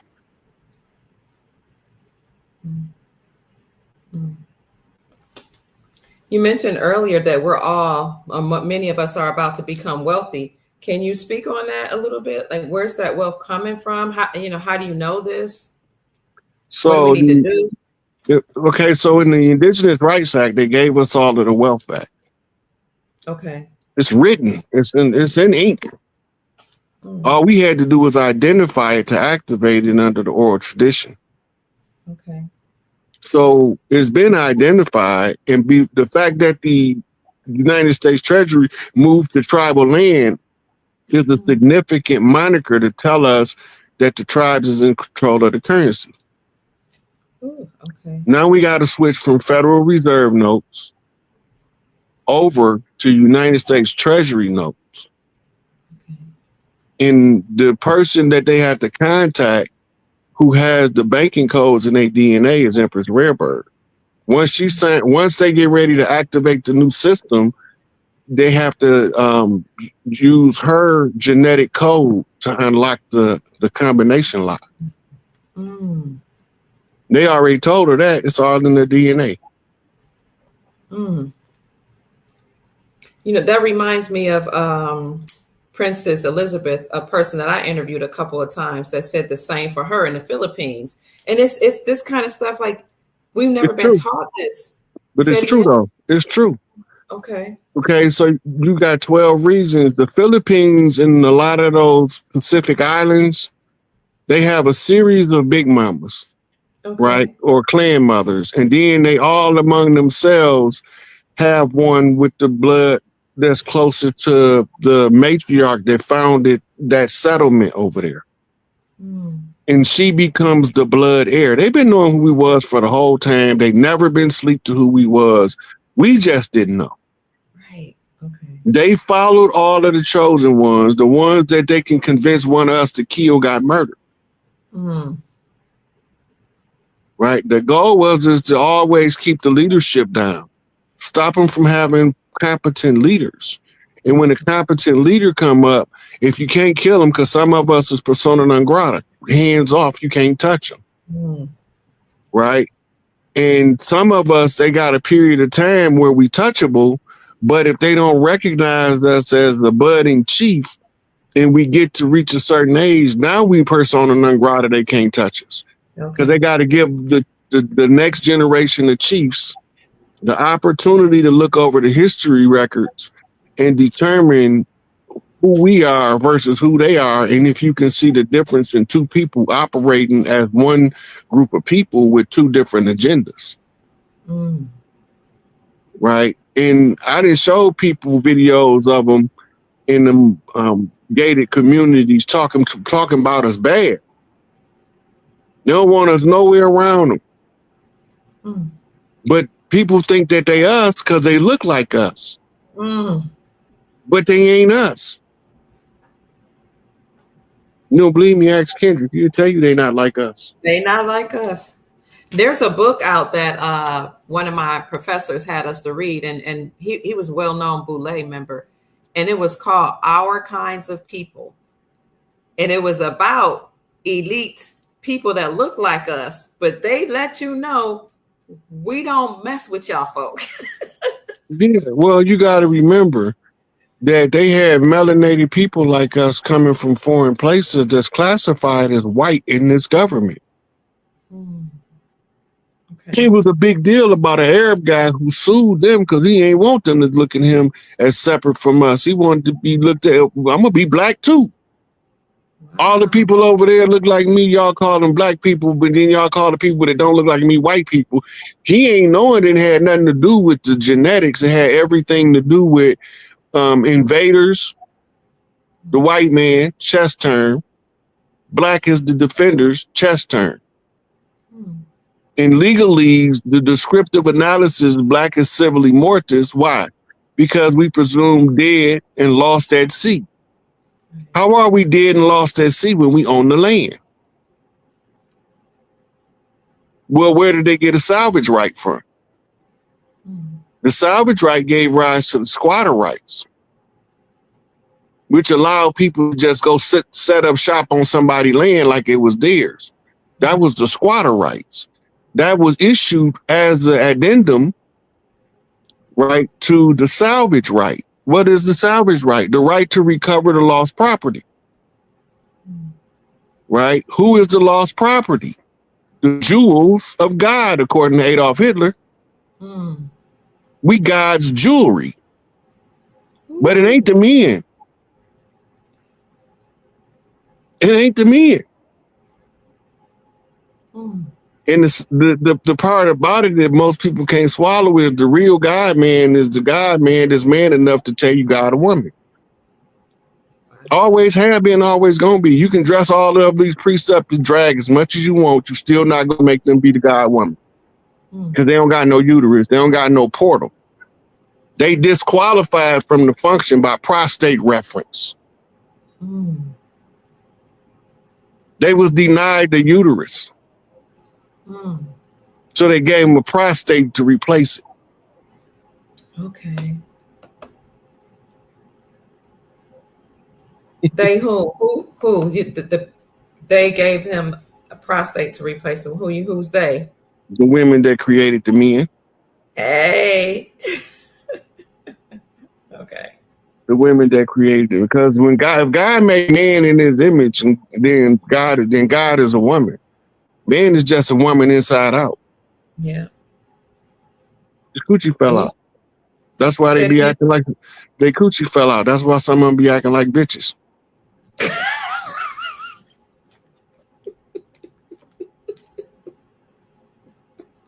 Okay. Chief, under the matriarchy, men are respected. Is that correct? Yeah. Men is the strong arm of the matriarch. It's just like daddy at home. Right? But daddy is really at home. Daddy about that life. Okay. Daddy thug style. Daddy will bust a cap in your ass about this wife and these babies. Oh, yeah. And the sad part about it is you don't know he taught the whole team to be a shooter. So you don't know where the bullet gonna come from in this gathering of old men. They leave the family alone. We important too. Yeah. But there's just that the proper structure for the correct reclamation of the land ties to the earth's contract of the gender of female. You got to remember Earth is female. Luna is female. Yes. The other controlling moon, Lilith, is female. Right? So the dominant forces of the earth is feminine. From the dark feminine to the light feminine. Absolutely. So when you resurrect from the darkness and step into the light, you got the knowledge of both. But if you live all your life walking in the light, you won't never know what it's like to be exposed to the dark. Wow. And that's why we end up going through struggle. Struggle is the weightless in this life force resistance exercise. You can't improve who you is unless you go to something that compels you to change. Right. Struggle is the fertilizer. It That's so. fertilizes the propensity to change. Mm. Thank you, Chief. Do you have any time to answer some questions, Chief? Yeah, we can ask you questions. Okay. Somebody wants to know, um, Chief, do we need to sign paperwork? Do we need paperwork? That's a trap. Okay. I'm gonna tell you out the gate. When they get to telling you that you're gonna be sovereign if you sign this paperwork, first of all, sovereigns don't use paperwork. Mm. They Okay. dictators. So in your sovereign capacity, you dictate who you is to the public. Mm. Wow. You don't Okay. need no paperwork. Mm. Your family know who you are. They the ones who legitimizes you on the land Mm. when you from the land. And then if you what they call an immigrant, a tribe gonna adopt you. We don't have orphans. Oh, wow. Nobody is supposed to be separate without a tribe on the land. Everybody got to tie into a tribe. Wow. Okay. So when everybody tied into the, because remember, we didn't have grocery stores. So the goal is to be able to make sure that under the matriarchy, the first three things that the government is responsible for is food, clothing, and shelter. Mm. Everybody had to have equal access to food, clothing, and shelter. Okay. Ain't no such thing as homeless because we ain't had it before they came while we got it now. Right. Okay. Wasn't no such thing as a criminal because we ain't had no crime, but all of a sudden we got it now. Right. We ain't Right. had no prisons. They turned all our castles into state buildings, prisons, and mental institutions. We didn't need it before they came. Why we need it now? Mm. They turned us against each other like rabid dogs. And then they call themselves peacekeepers in the name of the goddamn law. Mm. And all the time, the police is an occupying foreign agency. All police charters go right back to London, England. The operational handbook for all police go right back to London, England.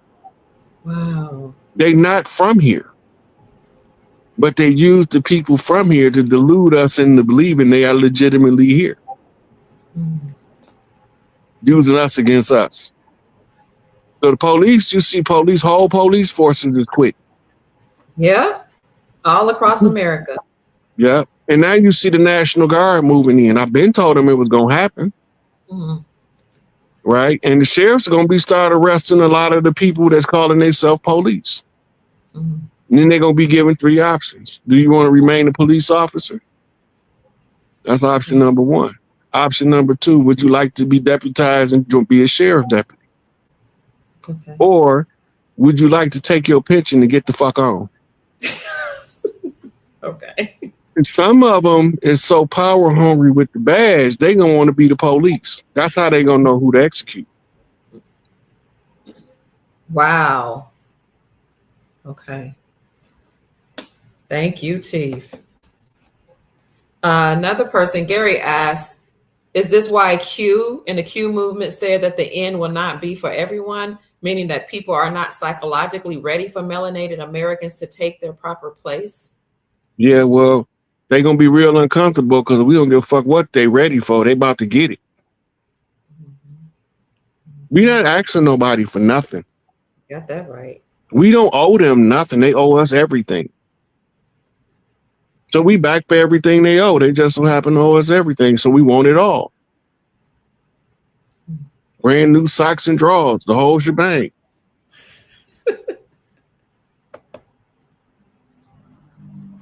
But under this new regime, I have a feeling that because we are loving people, we're going to treat people with love and kindness. Doesn't matter where you come from, as long as you can, abide by, the law. Yeah, that's all of the ones that's going to be allowed to stay, because all of the ones that was guilty of the dirt, we got the same remorse for them they had for us. Mm-hmm. Right.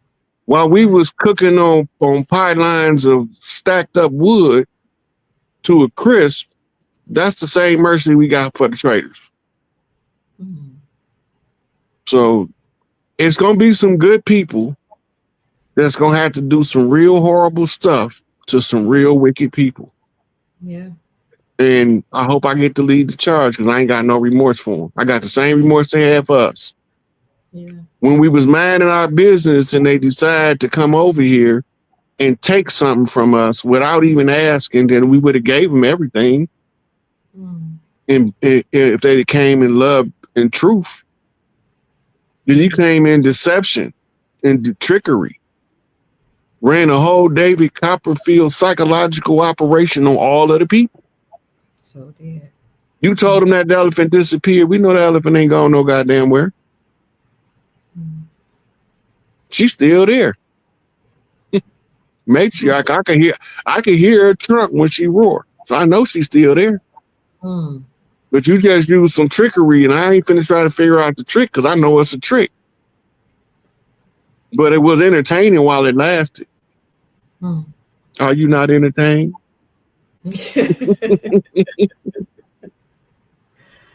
Yes, indeed.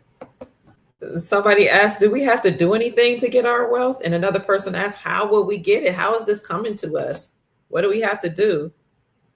So remember I told you they know who we all are. Right. And they know that when they took over, which big mamas was in charge of what region of the land. Okay. So they're going to trace back to that big mama, depending on the region and when it got took over. And then they're going to follow that line down the mother line through the women. They're not going to trace your Y chromosome for heritable land rights. Then they're going to reach out to the individuals that is the eldest female of the bloodlines that come off that particular grandmother to form a tribal structure unit. They know who we all are. Wow. That's what we're not getting. They know who everybody is, individual by individual basis. We are all on fire. That's deep. And then they got repositories of additional information in state parks around the land where they've stored our records at from pre-Columbian era. Because we wasn't allowed access to our own information. That's why they was able to give us the amnesia as children. Okay. Because we don't have our information to teach. Because they miseducating children on purpose. Your seminary schools that became your school system. They did it on purpose. The hardest part for us to realize is this was a war effort. And none of this stuff was haphazard. It was all done deliberately, willfully, with malicious intent to destroy the people of the land so that a foreign people can come in and claim the land as a acquisition through military conquest. Well, we just didn't feel like being beat. So we decided not to let them win. Because they've done enough dirt across the land and we can see it too clearly now. Them tribes of women out there with the red hen on their face, that ain't just art. That's a whole statement. The bloody hand that covered the mouth to stop the women from screaming. You're not allowed to tell this story or else it's death. My God. Right? You got other ones that got the hand on different parts of the face. They all mean something different. Okay. Some of them got handprints, red handprints on other parts of the body. It all means something different. But the red hand is always the bloody hand that had on the black glove, what we call the black hand. But it was always a nigga hand under that glove. And he was always leading a flock of pale faces. Let me show you some, Chief. Thank you for that. This is something that somebody that works in the military had sent me when he and I were talking about this, and he was talking about how, he was telling me some people are being arrested right now. And he was talking about, a lot of people that we know that are in power. And I asked him, what about these so-called dirty Moors that are behind, some of the people that we know of? And he sent this to me, 13 bloodline families. And he said, okay, these are the ones that we know.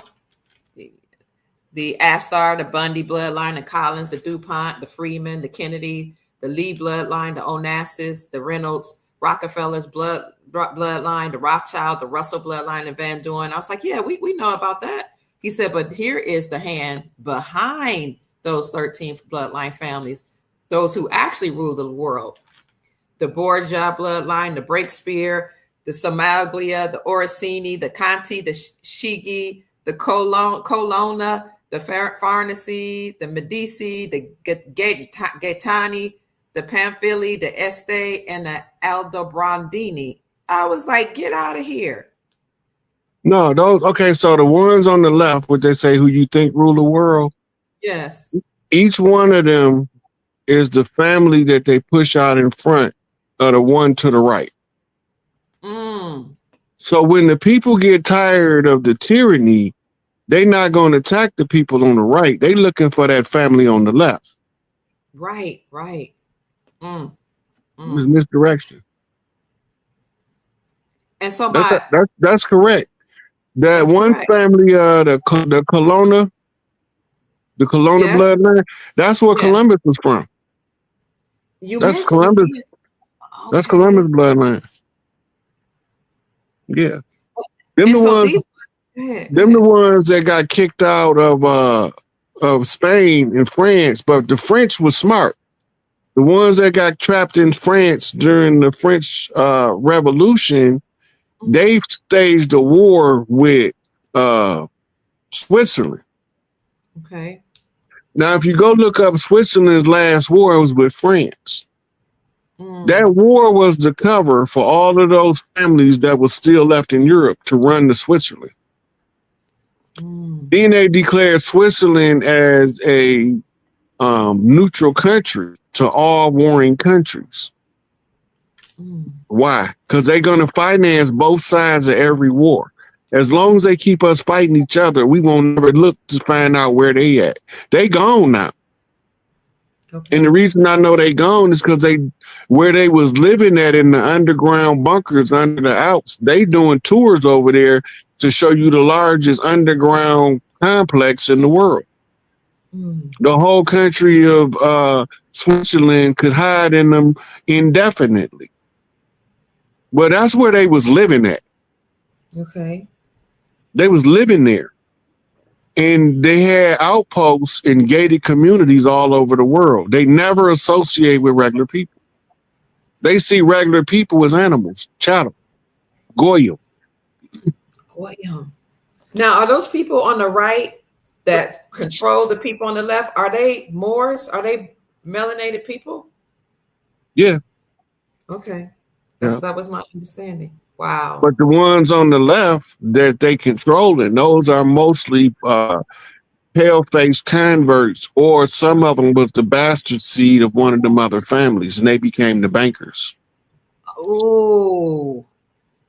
When you go back to it's called Prussia, Prussia, just like Russia, but with a P in front of it. Okay. The Prussian Empire was in the Khazarian Mountains. Well, the Khazarian Mountains was under the Prussian Empire. The tribe known as Khazars is from Khazaria. Okay. Today, you know parts of it as the Ukraine. So when in Israel, they telling you they fighting to protect the homeland, they not fighting to protect Israel. They fighting to keep the people from realizing what's going on in the Ukraine. Ukraine was actively making biological weapons to be the next wave of plagues on Earth. That's what the whole Russia versus Ukraine and the Joe Biden administration financing them and all that. That's what that's all about, because it's part of the Bush plot, the Garden plot by old man Bush, global conquest. They activating sleeper cells trying to have certain people that's just bringing too much attention to their program. They want them out of the way. Right? And they focus right now on that little girl named Allie Carter. Yes. And the assassin that they tried to activate told them no. Now you got a big old incident in the NO. Now, why are they focusing on Allie Carter? Okay. They saying that she's making a underground operation hot. That's the girl on fire in the subway. Mm. Right. Then they tying her to she's exposing the sex trafficking, and that was that boy who's supposed to have been being abused by Puffy, last name Carter. Right. Right. Mm-hmm. And once the green light was given, Jimmy Carter died again. Right. What was the purpose of them? I don't understand the purpose of them It's announcing cold. that. Okay. Okay. They activating the sleeper cell. I'm just showing you where the buttons they pushing to activate them. Okay. When they give the Jimmy Carter knock to tell them 100%, they mean absolutely take her out. It's some more stuff with two more people that was on fire. All that stuff tied to them activating the sleeper. Mm. When the sleeper, who apparently is waking up, he gave them a refusal. So in response to the refusal, it activated another sleeper. Mm. The second sleeper that it activated got an Arabic name because they want to tie him to the desecration of the name of the great mother, ISIS. So when you watch the presidential speech, Joe Biden is blaming the guy's affinity for ISIS, which is CIA. CIA made him, CIA run him. Mm. Just like the Hezbollah is created by Mossad, and the Mossad run them too. Wow. Hegelian dialectic control both sides from the middle. Mm. Right? Yes. So when the second sleeper activated, he went crazy on Bourbon Street. Okay. Bourbon Street is tied to the old Mardi Gras ceremonies. Mm-hmm. I already told us, everybody, we having a year-long Mardi Gras when this stuff over, and Trump already announced the 2025 celebration. He sure did. A year-long celebration. Mm-hmm. So the answer from the sleeper comes in as a definitive no, I'm not taking the hit. Mm. And the code comes out in the name of the geography, NO, because he refused the hit. Mm. So in response to him refusing the hit in the event that transpired in New Orleans, that triggers them to send a code to Trump, right? Okay. Telling him that whoever is activating the sleeper cells, they trying to blow the spot up. Mm. Right? But they unsuccessful.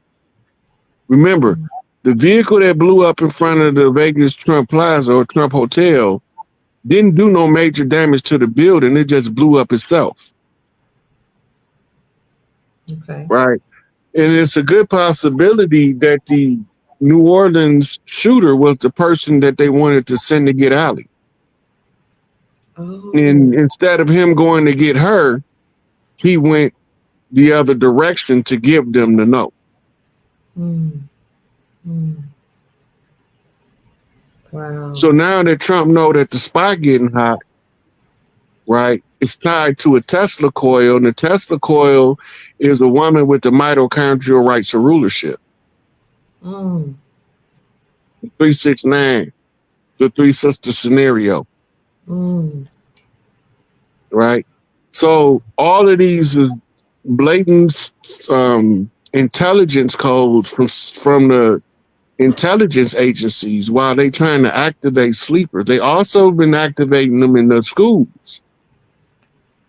They got on their way out, they just trying to create chaos. Okay. The only problem that they have now is that we not being intimidated by the chaos they creating like they need us to be. Right. Right. And like we used to be. Yeah. So they use the drones to desensitize us that the orbs is coming. Oh. Okay. So when we so used to seeing so many drones that when we started seeing the orb, just the orb. Mm. Mm. Because the last time they tried an alien invasion dry run scenario, Orson Welles' War of the Worlds, the people went crazy. Mm.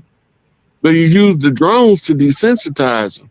They know that every time the ship is coming to a place they haven't been to in a period of time, they always send drones ahead as a reconnaissance.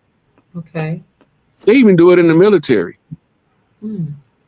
Before they went to Mars, they were sending rovers. Mm. Wow. Somebody asked Chief, do you think we're still going to have some type of emergency broadcast system announcement alerting us to all these things? I don't know that you've said this, but I've said it Yeah. before. Well, they got one thing I know is this: they have to disclose those tribunals to the public. Okay. I know that. I already know that they put a bill before Congress fictitiously because ain't none of it going on for real.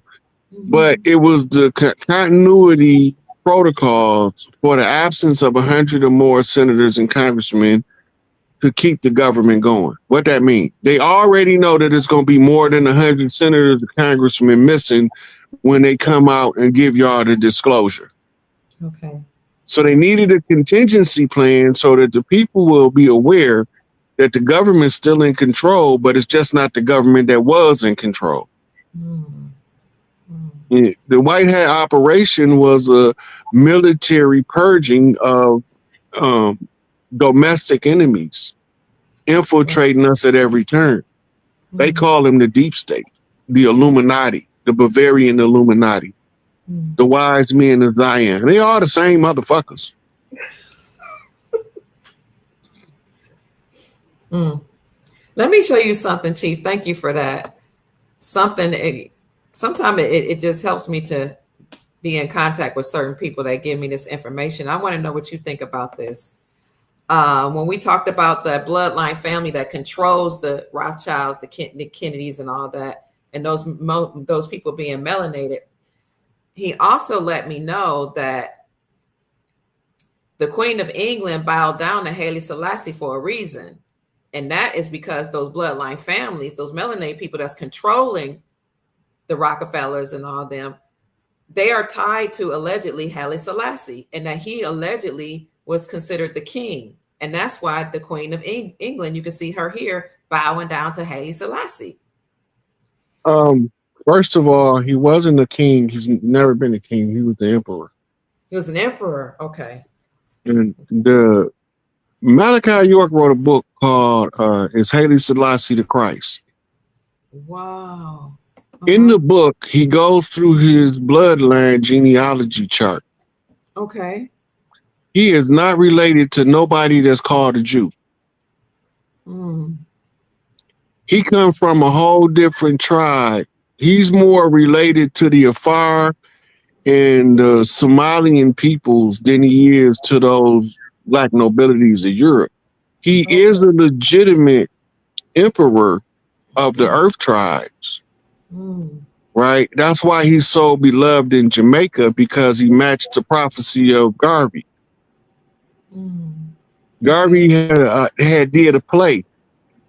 The play was the coronation ceremony of the emperor. He was a king in the play, not an emperor.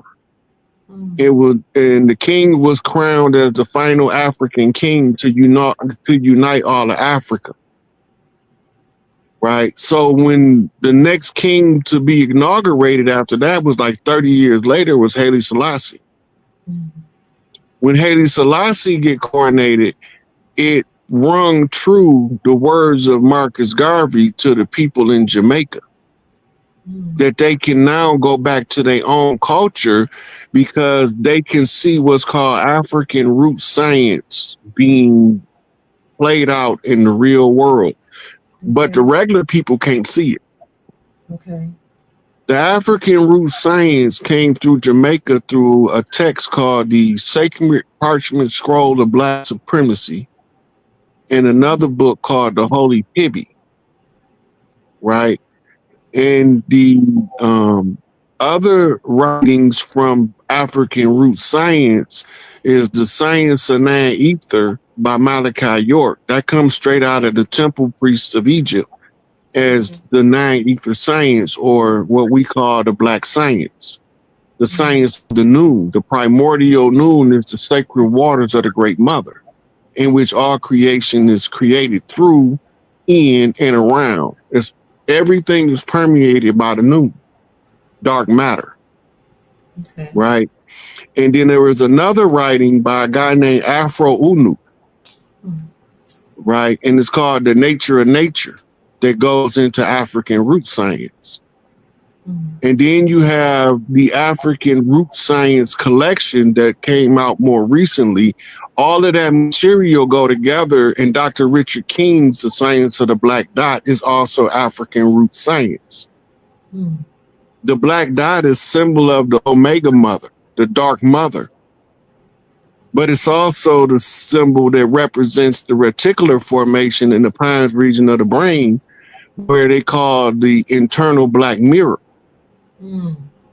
So when they tell you to look within to see without, that means to shift your vision through your inner eye, which is your pineal gland. All that's African root science. Wow. Or black root science is what it was originally called, but they call it African root science now. Okay. But it's still black root science, or what they call the science of the noon. The science of the noon also tells us that whenever Earth is in distress, look for the condition of the matriarchs. So if you're looking for the condition of the matriarchs, you will see where the imbalance is in the structure of the Earth families. We out of balance because we out of order. Okay. And this comes into where Noble Drew Ali comes in with the uplifting of fallen humanity, carrying the woman out of the sea admiralty jurisdiction onto the shores of the land, which is the law of the land, which is the great law, governed by the first principle, love. Right? And the first principle, love, got a bodyguard called respect. Right? Yes. And then once we understand how the energy moves through the people, we'll stop falling for things like political separatism. All politics is based on the same philosophy, traced back to Plato's Republic. And they were having the debates, what they call rhetoric, was being debated on the Senate floor. Okay. And the democracy was the antithesis of the republic. Every country that's communist today, when they was being established, was screaming democracy. Yeah. But we don't know that because we don't read communist material, because they the sworn enemy according to the Cold War narrative. Wow. But we ain't know America financed Russia through the whole Cold War. Because we ain't looking in the almanac to see where the money going, because they tell us in there every year. My goodness. And that's how come Reagan was able to shut the wall down in Germany.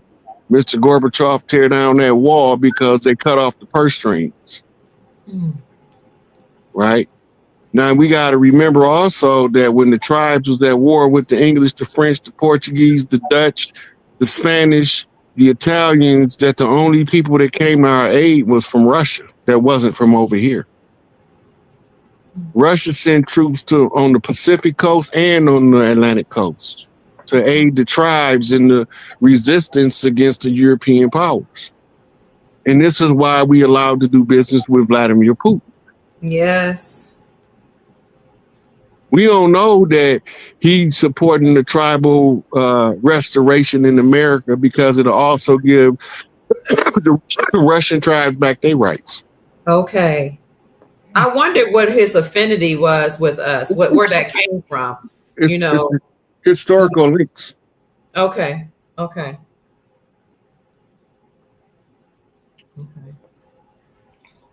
A lot of people don't know, before Columbus was coming over here, we was going over there. Over where? Europe. Okay. It was sisters that sent messages to the pale-faced women over there to use yoni magic. Oh. This is why they were so dead set on killing witches. They was using yoni magic to make the men stand up against the enemy. Wow. You look under the matriarchy. I'm sorry to say it, but you can't be a bitch ass nigga. It's not gonna you're not gonna function properly. Mm-hmm. Mm-hmm. Mm-hmm. Yeah. Chief, someone, Jenny Mack, hi Jenny, says Kim Clement prophesied about Las Vegas. They knew he was coming. Did they know this was coming years ago?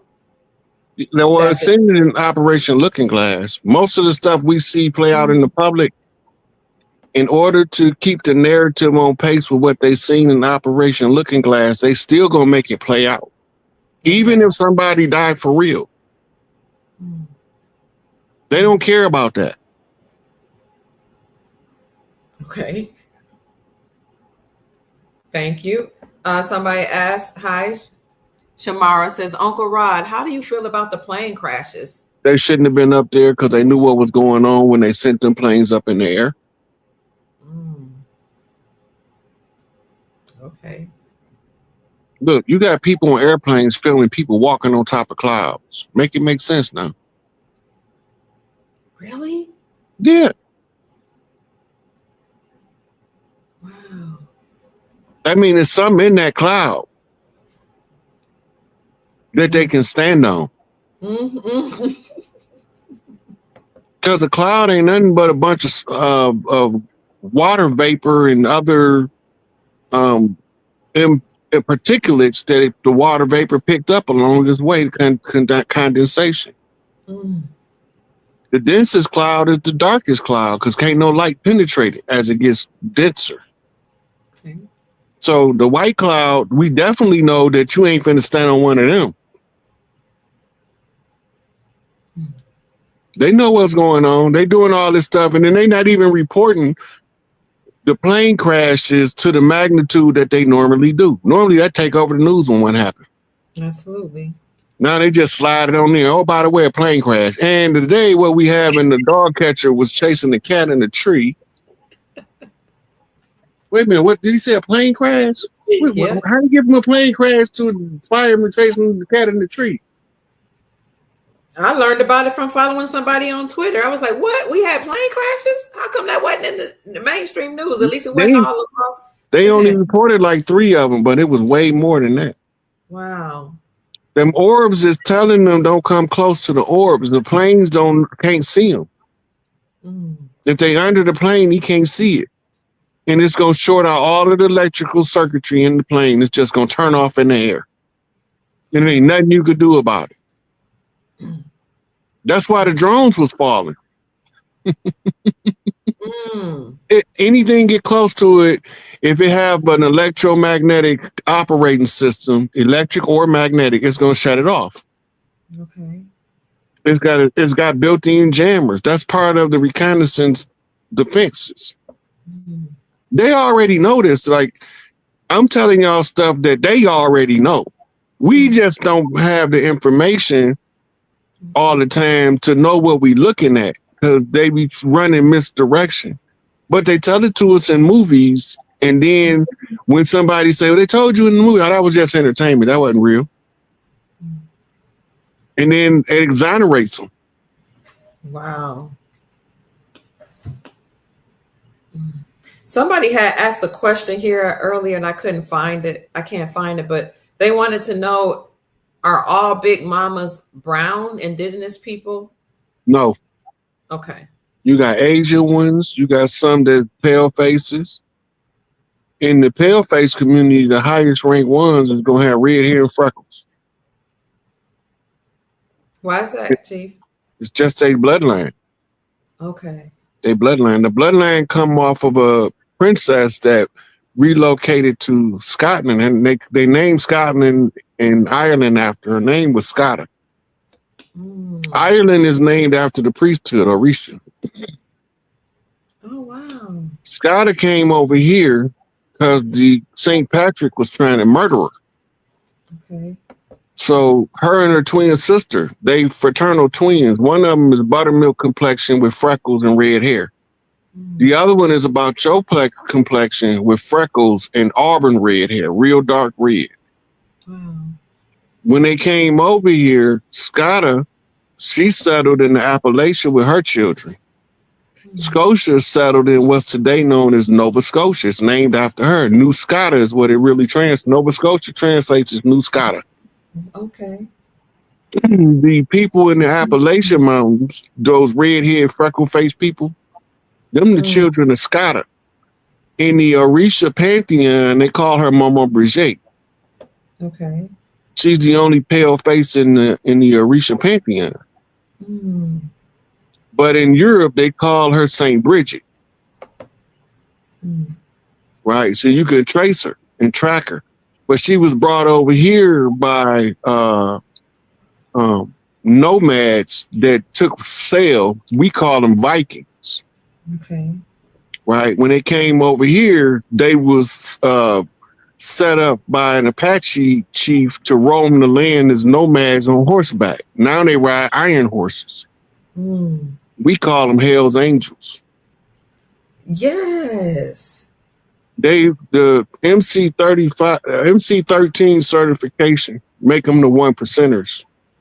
They certified by Big Mama. There's only 1% of active tribes on the land certified that came in as adopted clans. Okay. And the ones that formulated the bikers is 1%. They in that category. That's why they call 1%ers. All the rest of the tribes was displaced by the corporation. Right? And then you had the other motorcycle tribes. They ain't being encouraged by Larry, Jeff, and a few other chiefs to form a round table. The reason why they do round tables instead of square tables, because ain't nobody more important at the round table than anybody else. But at the square table, the one sit at the head of the table running. Okay. Right. So this is where when Taj and them put out the Moorish Order of the Round Table material, was dealing with the governmental structures under the Round Table ideologies. Okay. You mentioned the Hell's Angels, and I interviewed David Quigley, and he has told me many times that he is the son of John Fitzgerald Kennedy Jr., and that his mother paid the Hell's Angels to protect him. And I thought that was really interesting, because when you hear about the Hell's Angels in mainstream media, they make them seem like they're a bunch of thugs and criminals, which, some of them may be, but they did that to every tribe. Every tribe that's a non-treaty tribe that refused to do business with them is classified as an outlaw tribe, as a non-treaty tribe, as an enemy combatant tribe, or as a gang. Okay. All those are the tribes that the government, when they call them a gang, that means they want the rest of the people to not see them as a tribe. But gang don't mean bad. Okay. You got to remember, the police the biggest gang on the land. For real. Absolutely. And you got to remember, it was the chief of police out of LA that told us that.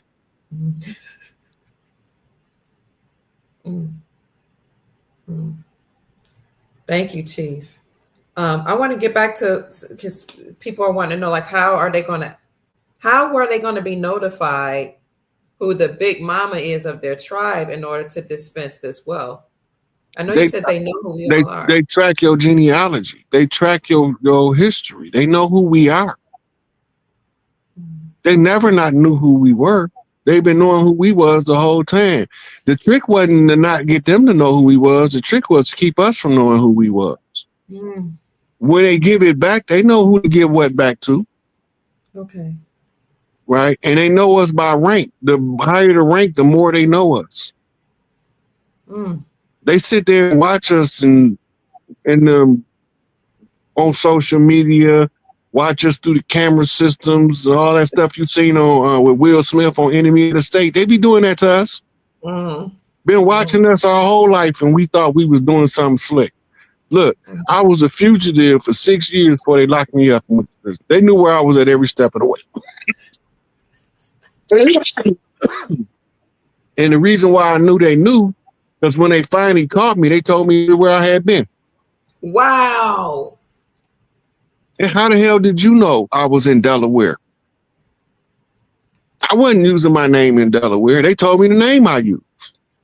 Dang. They told me where I worked at.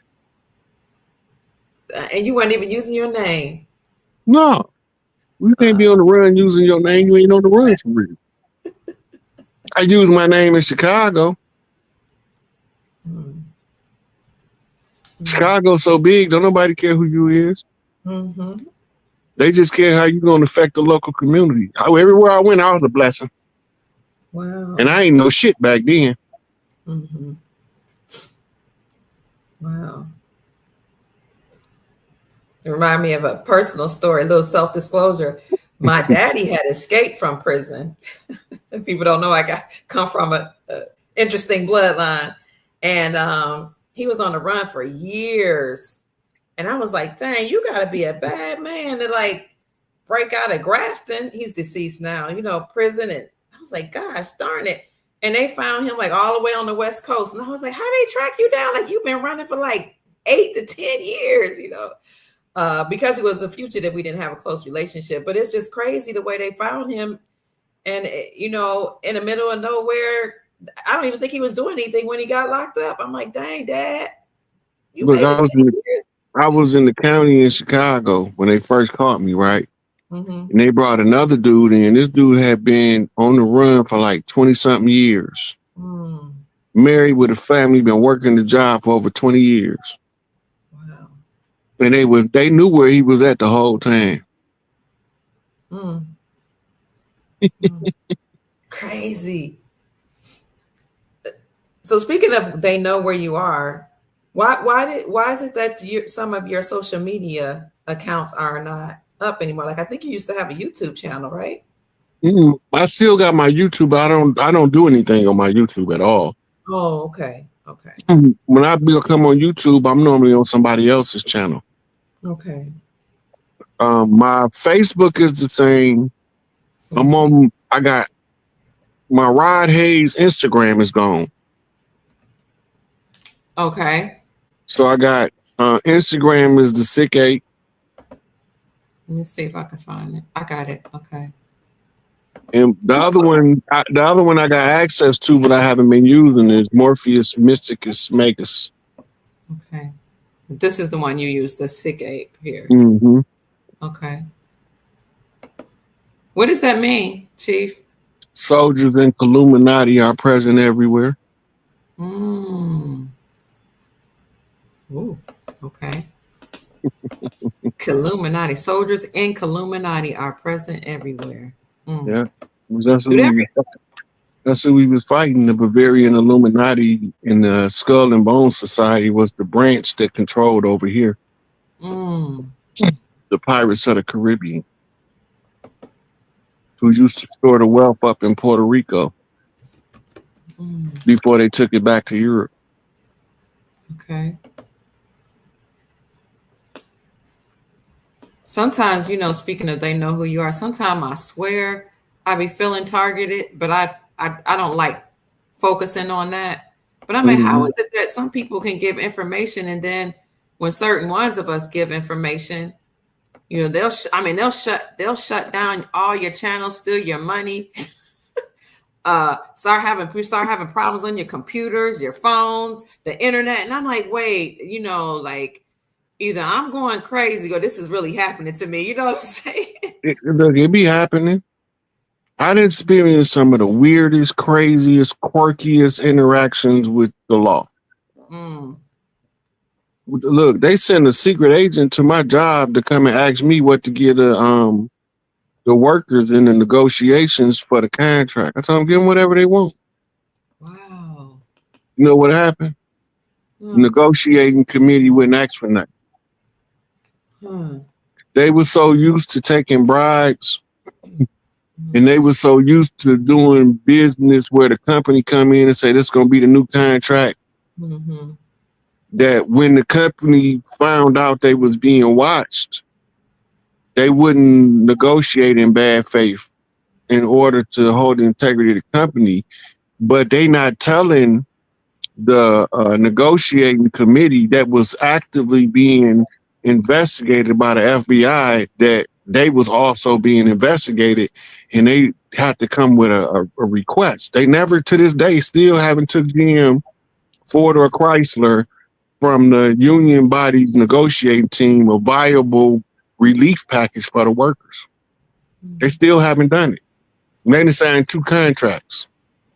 And all of the contracts is basically a continuation of the one before that don't really benefit the worker to the degree that it should. Right? So they gave a lot of concessions between the 80s and the early 2000s that the company promised to give them back when they was profitable. Now they hitting record profits, over the fence home run profits, and they talking about, oh yeah, we remember that, but we're gonna deal with that one in the next negotiation. No. You making the money now. Pay us. Right. You know, but a lot of them thought it was business. They still think it's business as usual. But when it's flipped, turn around, I'm gonna be at my local 5960 telling them I made them just give y'all everything that I can make them give y'all without sending them totally out of business. I want them to get stock options for the employees. Fuck a pension. Give them stock options. And then when they retire, they stock option cash into a dividend stock that pays out on a regular basis. Since y'all don't think that the worker have value,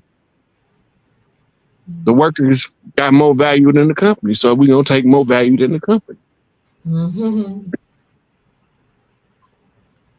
But it comes from people not knowing how hourly rates is calculated, right? It's not calculated by the job. It's calculated by BTUs.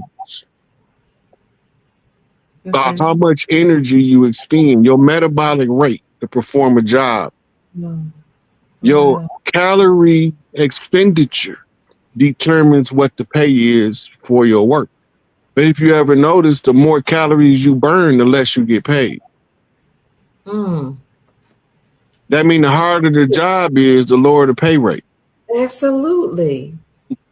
But the smarter the job is, the higher the pay rate. So you got all the thinkers making all the money while all of the workers are struggling. I wonder who thought that up. Must have been the thinkers, because the show wasn't the workers. Family, we want to thank you all so much for being here. Again, if you are enjoying this conversation or you learned anything, please support our Chief Pontiac, also known as Rod A's, by sending him a blessing, a Cash App blessing, and he would greatly appreciate it. He didn't ask me to do this, but y'all know how I roll. I believe in supporting people that bless us with knowledge, information, and anything that will liberate humanity as a whole. His Cash App, if you care to send him a blessing, is $SICAPE. That's $SIKAPE. Thank you so much, family. All right, let's see if you have any more questions here, Chief. I don't want to keep you too much longer. But people want to know about Europe. Can you say anything about Europe? Like what's happening over there? Same thing happening over here. All of those royal families that was running before, they all gone. They all about to be gone. The ones that ain't going to be gone. Anybody that was participating in the child trafficking and the human trafficking, they're going to be gone too. Everybody getting it. It ain't no respect to a person. Everybody that was doing the dirt, ain't nobody getting out here without paying for their dirt. Oh, wow. Unless getting out of here is how they paying for their dirt. Is there somebody behind the scenes that's making sure this happens? You know, like, is there really a such thing as the Galactic Federation that's helping to make sure these people pay for their The Galactic Federation ain't making them do nothing. The Earth Alliance is. The Galactic Federation can't do nothing without giving the Earth Alliance a chance to clean it up first. That's why it's been taking so long. because all of the special ops around the planet been being deployed to underground tunnels, underground bunkers, to castles, to underground cities, and they fighting wars in whole cities underground. We don't see this stuff up here. Mm. Mm. Right. So they use the cover of the war in Ukraine, the war in the Middle East, in order to give us a war to look at, because the war expenditure is not going to match if there's not an active war somewhere. Okay. So the military, like, it's a hole in the Pentagon's pocket. They didn't fail their 7th consecutive audit. This one, they missing over $500 and some billion. Where the money at? Yeah, where is it? Right. And then so we know where it's at. They can't spend a dime and it ain't tracked. So they know where it went.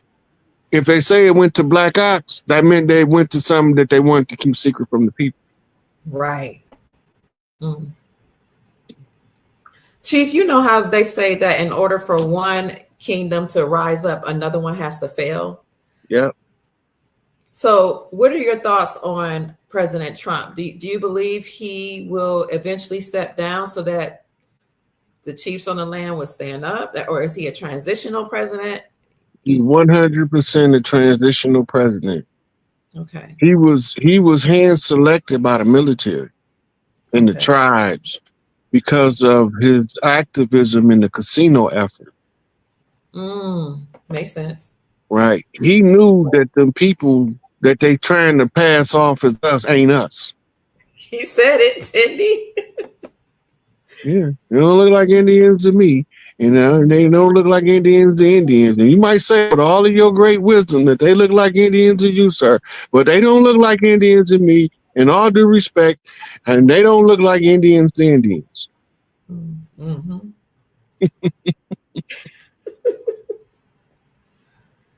So with him being, go ahead. Then it's also the prophecy of the man in the red hat from back in 1973. The man in the red hat? Yeah. I think it's a Hopi prophecy of the man in the red hat. So they said that the man in the red hat was going to be doing what's called a regular, going around like the regular government. But while he doing that, they say it's going to be another chief from the land that's going to be moving to get everything back. So the prophecy is out there. So that ancestors spoke it. It got to happen. So under our system, do we even have presidents? I know he's the no. Okay. You had councils, and then you had council leaders. The matriarchs form councils. All of those, you see the word mayor, that's the town mother. Okay, the mayor. Okay. And the guy that they using for the mayor used to be the guy that come out with the scroll and read into the public for a week or two the new instructions from the matriarch, the mayor, the town mother. And remember, if you go back to the old Western movies, most of the time, the mayor is also the judge. Yeah. Wow. Okay. Right? Because all conflicts have to be filtered through the matriarchy for resolution. So we didn't just get up and go fight the people down the street. We was allowed to fight, run that fade, but we had to go through the protocols. Okay. I had to tell my mama, I need this nigga need to run the fade. She gonna call his mama and say, look, your son and my son got a problem, and we ain't gonna let this spread through the whole family. Right. And then both sides got to send a witness. So y'all go down there off in the woods and y'all knock around until y'all get tired. And when y'all get done, come back. Whoever the winner is the winner. We don't really care. But as long as y'all leave the beef in the field. Right. But the invader starts coming up behind us while we in a heated anger. Man, if I was you, man, I'd just go ahead and shoot that nigga in the face. Yeah. He ain't one of us. You know us. We ain't got no problem running that fade. Fist fight in the middle of the street under the street light. That's how it was. Yeah. But now everybody got to have a gun. Yeah. I believe in the right to bear arms, but I don't believe in indiscriminately killing people that don't need killing. Mm-hmm. But the ones that need killing, I don't got no problem killing. Because some of them need killing. But most of them don't. The majority of them that's dying is innocent bystander. The people that's the target ain't even getting hit. That's so true. At least that's what they tell us. We don't know who them people were going to grow up to be if they didn't murder them when they were babies. I remember in my day, I'm not that old, but I'm an elder, like you said. Sometimes we would have fist fights, after school, behind the schoolyard, and sometimes they would have dance offs. Remember break dance competitions? Yeah. So that was the tribes trying to go back to, if you go back to Shaka Zulu, remember when Shaka Zulu was taking over the military and they was doing the exhibition dance, but he had his soldiers stab the other soldiers for real? Oh, wow, yes. Because we used to use dance competition to settle conflict. We also, depending on the tribe, some tribes use dog fights. Some tribes use chicken fights. Okay. We would use those things so that we don't have to kill each other. Right. Of course, my dog might be chewed up. He'll heal up. But now we get to go home, nurse the dog back to health, and say, man, next time you get him. Yeah. But ain't nobody dead. Right. So there's some of the stuff that goes back all over the world. Like dog fighting is probably older than fist fighting in the art. You probably got more dog fighting artifacts that's older than fist fighting artifacts. Oh, wow. I remember when Mike Vick went to jail for dog fighting, a lot of my uncles were upset. They were like, we've been doing this. It's a part of our culture. Why he go to prison for it? Yeah. Well, he was the poster child. He was a fall guy. Oh, okay. He wasn't even the one. He wasn't even the one fighting the dogs. Oh, I didn't know that. It was his brother. But it is cultural. It's a cultural phenomenon, and you can ask the Mexicans. They still practice a lot of the old cultures in Mexico. They still do the cock fights and the dog fights. Some of them have weasel fights and other stuff too. But it's in the culture to solve conflicts, and they used to use it for gambling. When you solve the conflict, somebody got to get paid. Right. So they turned it into a gambling event.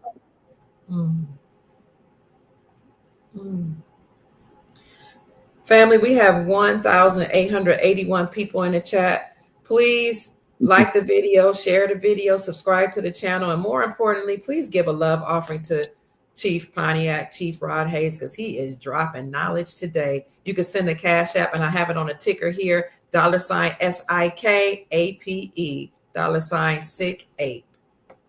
Chief, is Tupac alive? Absolutely.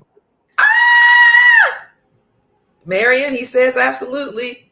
Look, really? Tupac is on a native reservation in Arizona, but when he moved, it's a whole team of sweepers that go ahead of him and another team that follow behind him. You won't never know that it was him. You was just thinking that, I wonder who that nigga is over there with them niggas. There's a bunch of them. Right? He say he not going nowhere with less than 5,000 niggas this time. And he mean it. But he ain't by himself. Because he got a dark man with him. He got an Easy Eric with him. Christopher Wallace. Yeah. Okay. I'm sorry. Okay. He had a hit on him. Anybody that we confirmed a hit on, we had to take him out of the game. Okay. And sometimes to take them out of the game, it had to look like they was dead. Right? You see Selena come strolling up singing. You see Left Eye and Aaliyah if they decide to come off Dr. Sabi Ranch, you will see them. But they don't want to show themselves until Sada can come home safe. Okay. So that's that Black Girl Magic team, and they don't back down when they say something. She's still in So prison. Asada's in exile. In exile. In exile. Yeah. In Cuba, is it? She was in Cuba, but due to government involvement, she had to relocate because the Bushmen wanted to get her bad. Mm.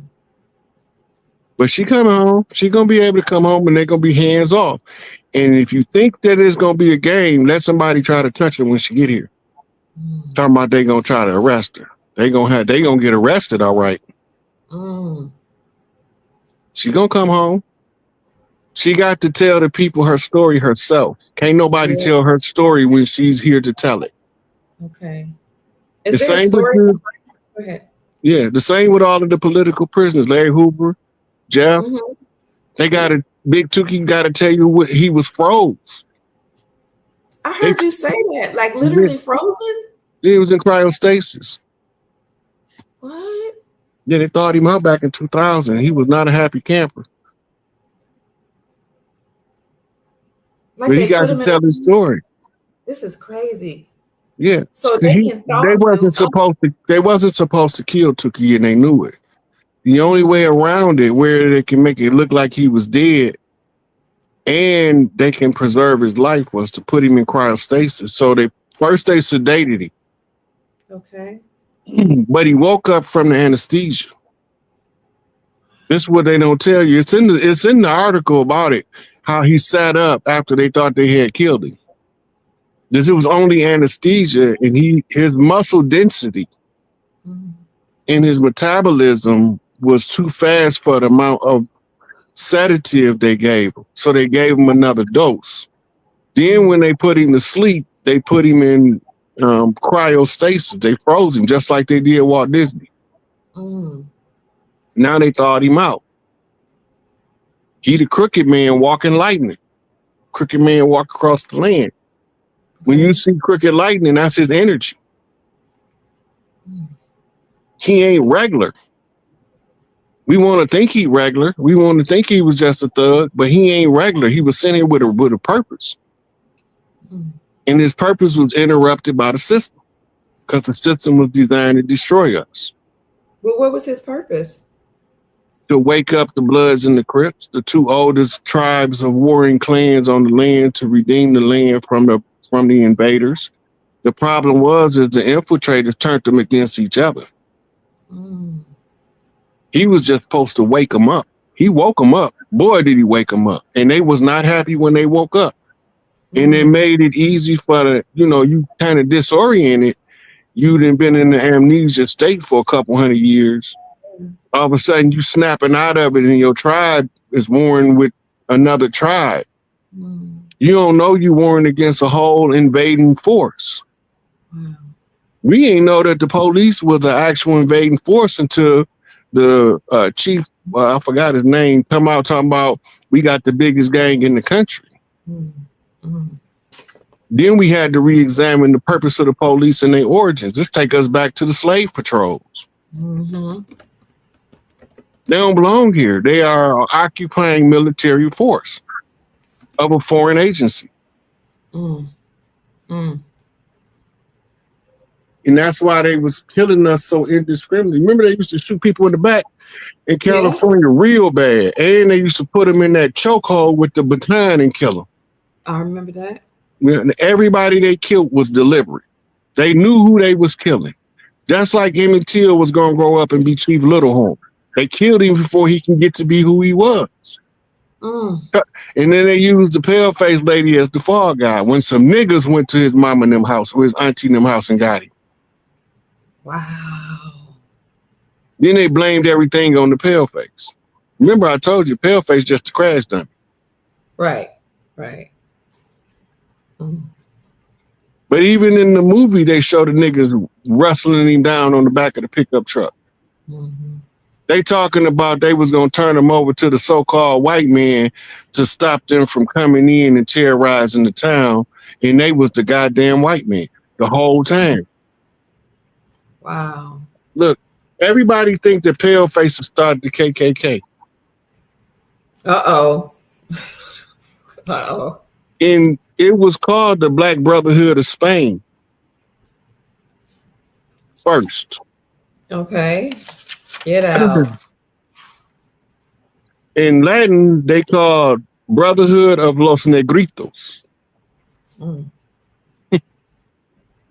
And that's where the whole clan regalia came from. Mm. They was a secret Masonic order. So since they was using pale faces and the pale faces was following the one with the black hand dangling up from under the robe, he was the most ruthless out of all of them. Mm. Clayton Bigsby. Dave Chappelle told you before they ran him out of the country and replaced him with this big old giant 3 inches taller and 80 pounds heavier, and we supposed to fall for it. Don't even look like Dave Chappelle to me. Don't even look the same. Don't different head structure, different nose, different ears. Mm-hmm. Yeah.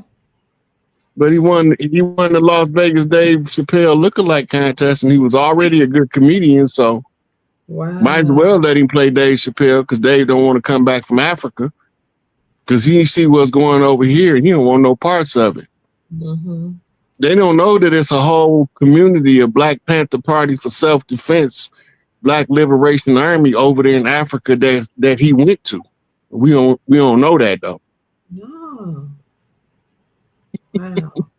Wow. Look, the Panthers is a root totem tribe of stealth priests. The Black Panther is the stealth version of the leopard. Mm. So when they go places, that's Bass energy out of the house of Sekhmet. Mm. Right? So it's the Cat clans, the Lyrans in the struggle, in the Galactic Federation. And the Bass line is the ones responsible for heavy conjure magic. Mm. That the other chiefs, the ones in the leopard's print, haven't developed skill set yet. Okay. Right. So once they get to a certain level, then they switch over from leopard skins to black leopard skins. Okay. The same way that the muftis go from the red fez to the black fez. Mm. And it was feathers versus fez, it's L's versus bays. And that's why they conceal the flag of the bays, because it ain't a flag, it's a fucking totem pole. Feathers against the bays. Feathers against the bays. Fez. Fez against the feathers. Right. L's against the bays. So who were the feathers and who were the tribes from over here was the feathers. The ones who came as conquistadors and Huguenots were the fezes. Makes sense now. Okay. Now, army ants and black ants don't bother each other. But if you put them all in a jar and shake that jar up, they're going to fight to the death. To the last ant dead and one ant left, they're going to fight. So that's what they did to us with the amnesia. Then they was running this nature versus nurture experiment the whole time, where they catch a chief when he a baby being born because they following the star map. They know when you're coming in and what your zodiac sign gonna be. So they kidnap you from your mama in the hospital, probably switch you out with somebody else's baby and give you to some strangers that don't come from your culture and wonder why you having family problems. You realize you ain't nothing like nobody in this entire family. And the prerequisite to switch you is they got to find a certain phenotype in the parents so that you can look like you legitimately belong to them most of the time. I can't tell you how many people, well, a couple of children of celebrities that I know that were raised by other family members, stolen from their parents, sold to another family. And they tell me they knew something was wrong, something was off. And it wasn't until much later that they came to find out this wasn't even my bloodline. And when we talk to people about it, they think that's something we're making up. But I believe it. You know who Ric Flair is? No. Ric Flair is one of the greatest wrestlers in history. Okay. He got stolen when he was a baby Mm. and sold on the black market. The lady that actually sold him ended up being one of the largest child traffickers. She used to secure children. She had a whole team of kidnappers, and she used to sell babies to rich people. Mm. Mm. Mm. Mm. Mm. Mm. Yeah, but he talk about it. Wow. Yeah. Chief, somebody wants to know if you have a Venmo account because they don't have. No, Um, all I have is Cash App because I don't do this for the money. If I was doing this for money, I had every pay option available to me. mm, But I ain't doing it for money. okay. Chief, is Anwar Sadat the last? Somebody says Anwar Sadat the last pharaoh. He was the last linear bloodline pharaoh to be ruling in Egypt. Mm, That's why they killed him, and they built a pyramid in his honor in the aftermath. wow. But see, we don't know is that he was also being trained in the Egyptian priesthood as the head of state, so that he can resume the pharaonic rulership. That's what they killed him about. It wasn't about nothing else. Gee. They try to make it seem like it was his outspoken opposition to the occupation of Israel. Yeah. But once he would have been trained by the Egyptian priest on how to reactivate the pharaonic lines, he would have took the world over in no time flat. Mm, And they knew this, so they had to have him killed. He was killed by the Mossad and the CIA. They okay. want us to think some Arabs killed him from Egypt. The order was given out of the United States, and it was executed by both operatives from the Mossad and operatives from the CIA. That little military contingent. Mm, Them was Western assets. America had their hands in the killing of some of the greatest leaders that rise up from among us, either over here or in Africa. mm, Over here, they had a hand in the murder of Maurice Bishop, the destabilization of the Haitian government, the destabilization in Jamaica. They've been had Cuba under embargo for over 50 years, 60 now. mm, They've been instrumental in killing on the land, giant Africa. mm. Yahweh ben Yahweh, they say he died of cancer, they poisoned him. I remember him. Yeah. And it's a whole lot of them. I just can't even tell you all of the one. Like Emilio Zapata in Mexico, Afro-Mexican. Mm. They had him murdered. Pancho Villa set him up for a movie deal because he wanted to be a celebrity. And the United States went to Hollywood and said, can y'all make Pancho Villa into a celebrity? And they was like, make anybody a celebrity if he got any charisma. And so when he gave up the position for them to send that hit squad in there to kill Zapata, next thing you know, he's acting in movies. Mm. But he had always told the people around him that he wanted to be a great celebrity like the guys in the movies. You watching them old Cagney movies, infatuated by the gangsters. Mm. But it turned out Go ahead. Emilio Zapata was the influence for Che Guevara, who America sent a CIA hit squad to Bolivia to kill. Mm. Right? They shot down Emilio Cienfuegos over the Atlantic Ocean and just said he disappeared. He flew off into the sunset. They always try to make it romanticize the murders they do to make them look like they some cool stuff. They blew Joseph Sink you up and they locked Charles Manson up because they were supposed to have been the ones that rallied the Helter Skelter Black versus White crew, and both of them went rogue. Okay. And most of us don't know that the first conspiracy theorist whistleblower was Charles Manson. Mm-mm. He was the first one to tell us about the lead in the water. He was the first one to tell us about the chemtrails, the chemicals they spray in the sky. He was the first one to tell us about MK Ultra because he was part of the program, trained in San Quentin by Jim Jones' best friend, who was a CIA MK Ultra specialist, who also trained Joseph Senku in San Quentin. Right.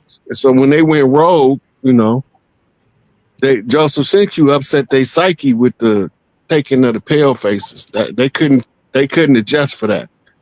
Okay. So they blew him up. Right. And then Charles Manson, well, at least he did go get the pale faces and tell them all this conspiracy stuff. He was not present at Nan murder. Nobody say Charles said kill somebody. Everybody said, oh yeah, we know. Tex told us Charlie wanted them dead. Come and find out Tex was a whole agent. Wow. So the agent then inspired these people to kill in the name of Charles Manson. The government, they wicked. Look at Leonard Peltier out of Florida. They just felt like locking him up because they didn't want him to resurrect the Seminole Wars because he was organizing the tribes in Florida, and that was the scariest stuff that they could possibly see. We forget that they had a whole shootout back in '75 on the reservation, trying to overstep their jurisdictional authority on the tribe. No, I hadn't heard that. Oh, we forgot about the sniper at the college in Dallas too. Shooting everybody come past. That's called immediate emergency compensatory justice. When you find out that there's something wrong and you can't fix it, and you don't want to live no more, take many of them with you as you can before you go. Wow. Somebody want to know. Go ahead, Chief. I went for something. Okay, I can't find a question, but they wanted to know, had you ever heard that Hitler and Walt Disney were the same person? No, I never heard that. Okay. They wasn't, though. Okay. Yeah, because when Hitler was overseeing the Boys in Brazil program down in Argentina, Walt Disney was making animations in California, and they was both being active at the same time in two different locations, so they couldn't have been the same person. Okay. But the character that they showing us as Adolf Hitler is not Adolf Hitler. Ooh, what? That's a character. All those video reels that you see in the Adolf Hitler speaking, those are reenactments by a European actor. Uh-oh. What? The acting coach for him was a guy named Rubels. Okay. He was a whole character. He wasn't the real Adolf Hitler. And it wasn't the pale-faced Jews they was killing. But they needed them niggas. All you gotta do is look up Germany's Black Holocaust. The book will come up and you'll see them on the cover what they look like. Compare them with what the ones from the Moorish Zionist Temple in New Jersey look like, and you will see they're the same motherfuckers. Now, when you said they were killing up these Negroes, were these people that were part of the dirty Moors that came here that they were getting rid of? So they wanted them off their land because these would have been the people drinking the blood. They did the same thing to Germany they did to us. They should doing the same thing they've been doing to us. They was doing it to Germany. Remember, the whole World War II was started during World War I with the Balfour Declaration. Yeah. Okay. And it was about money and the leverage of the military of people you giving money to. So France was the sworn enemy of Germany at the time. Huguenots that's hiding out in Switzerland by now. But they still control Germany from Switzerland. Okay. Right? Wow. And so they the ones that have what's called a merciless embargo on Germany, where they had to pay a restitution so stiff that the country couldn't function. That was the campaign that Hitler came to power on.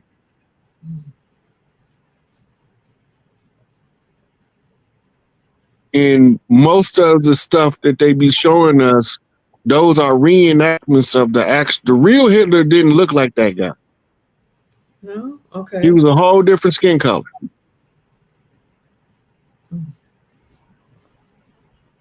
That's why he wanted the blood of Akhenaten to clone, to give you your Obama. What? They try to use the blood of the father to usurp the reign of Tut, the son. So they figured if they can clone this character of Akhenaten in the modern day, that they would be able to override the right of Tut to rule, which is Tupac. Tupac Amaru. And that's why you're always thankful for God. And that's Shakur. Okay.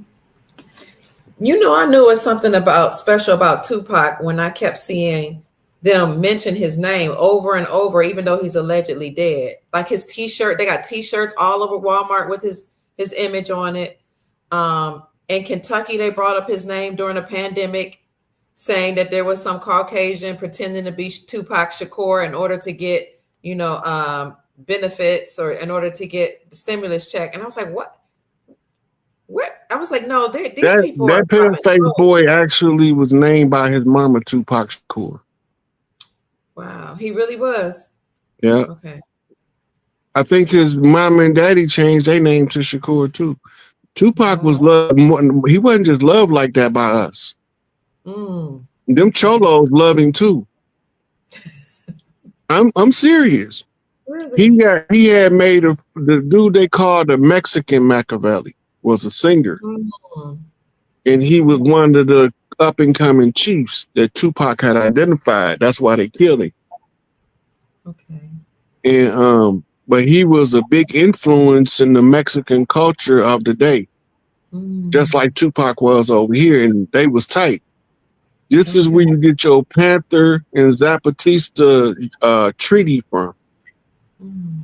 The Zapatista is the tribes in the mountains of Mexico that's been fighting to get the colonizers out of Mexico from the very beginning. They still fighting. They never stop fighting. Right?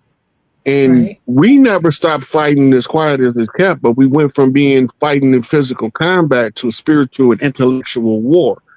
The parameters of our war, the rules of engagement, is we had to educate ourselves above the condition. Right? Because once you're sufficiently educated, you can no longer be a slave. You're not fit for slavery. They have to have you ignorant to make you be a slave. Right? Then you got to remember something called the Booyah tribe. Them Samoans, they love Tupac. He loved them. They love Ice Cube. He loved them. Cute. Right? So we got it all over the land. Right now, we have the people that got the residue of the old ways that still have those racist ideologies. Yeah. But we call all tribes on deck. They came from everywhere. They didn't just come from the Americas. They came from Asia, Mongolians, Huns. They came from the Philippines. They came from China, Japan. They came from the Tongan. Why do you think there's so many different cultures over here more than anywhere else? Big Mama said all hands on deck. So if your Big Mama was tied to an Earth tribe, she was sending somebody over here. Wow. Hawaii never stopped fighting for Hawaii, and Hawaii was never ratified as a state. They just took that shit. I met the Hawaiian who told me that, called me on the phone and told me that. Yeah. Those people never stopped fighting for their land. Samoans never stopped fighting for Samoa. The Tongans never stopped fighting for Tonga. Right? The New Zealanders, they never stopped fighting for the Maori.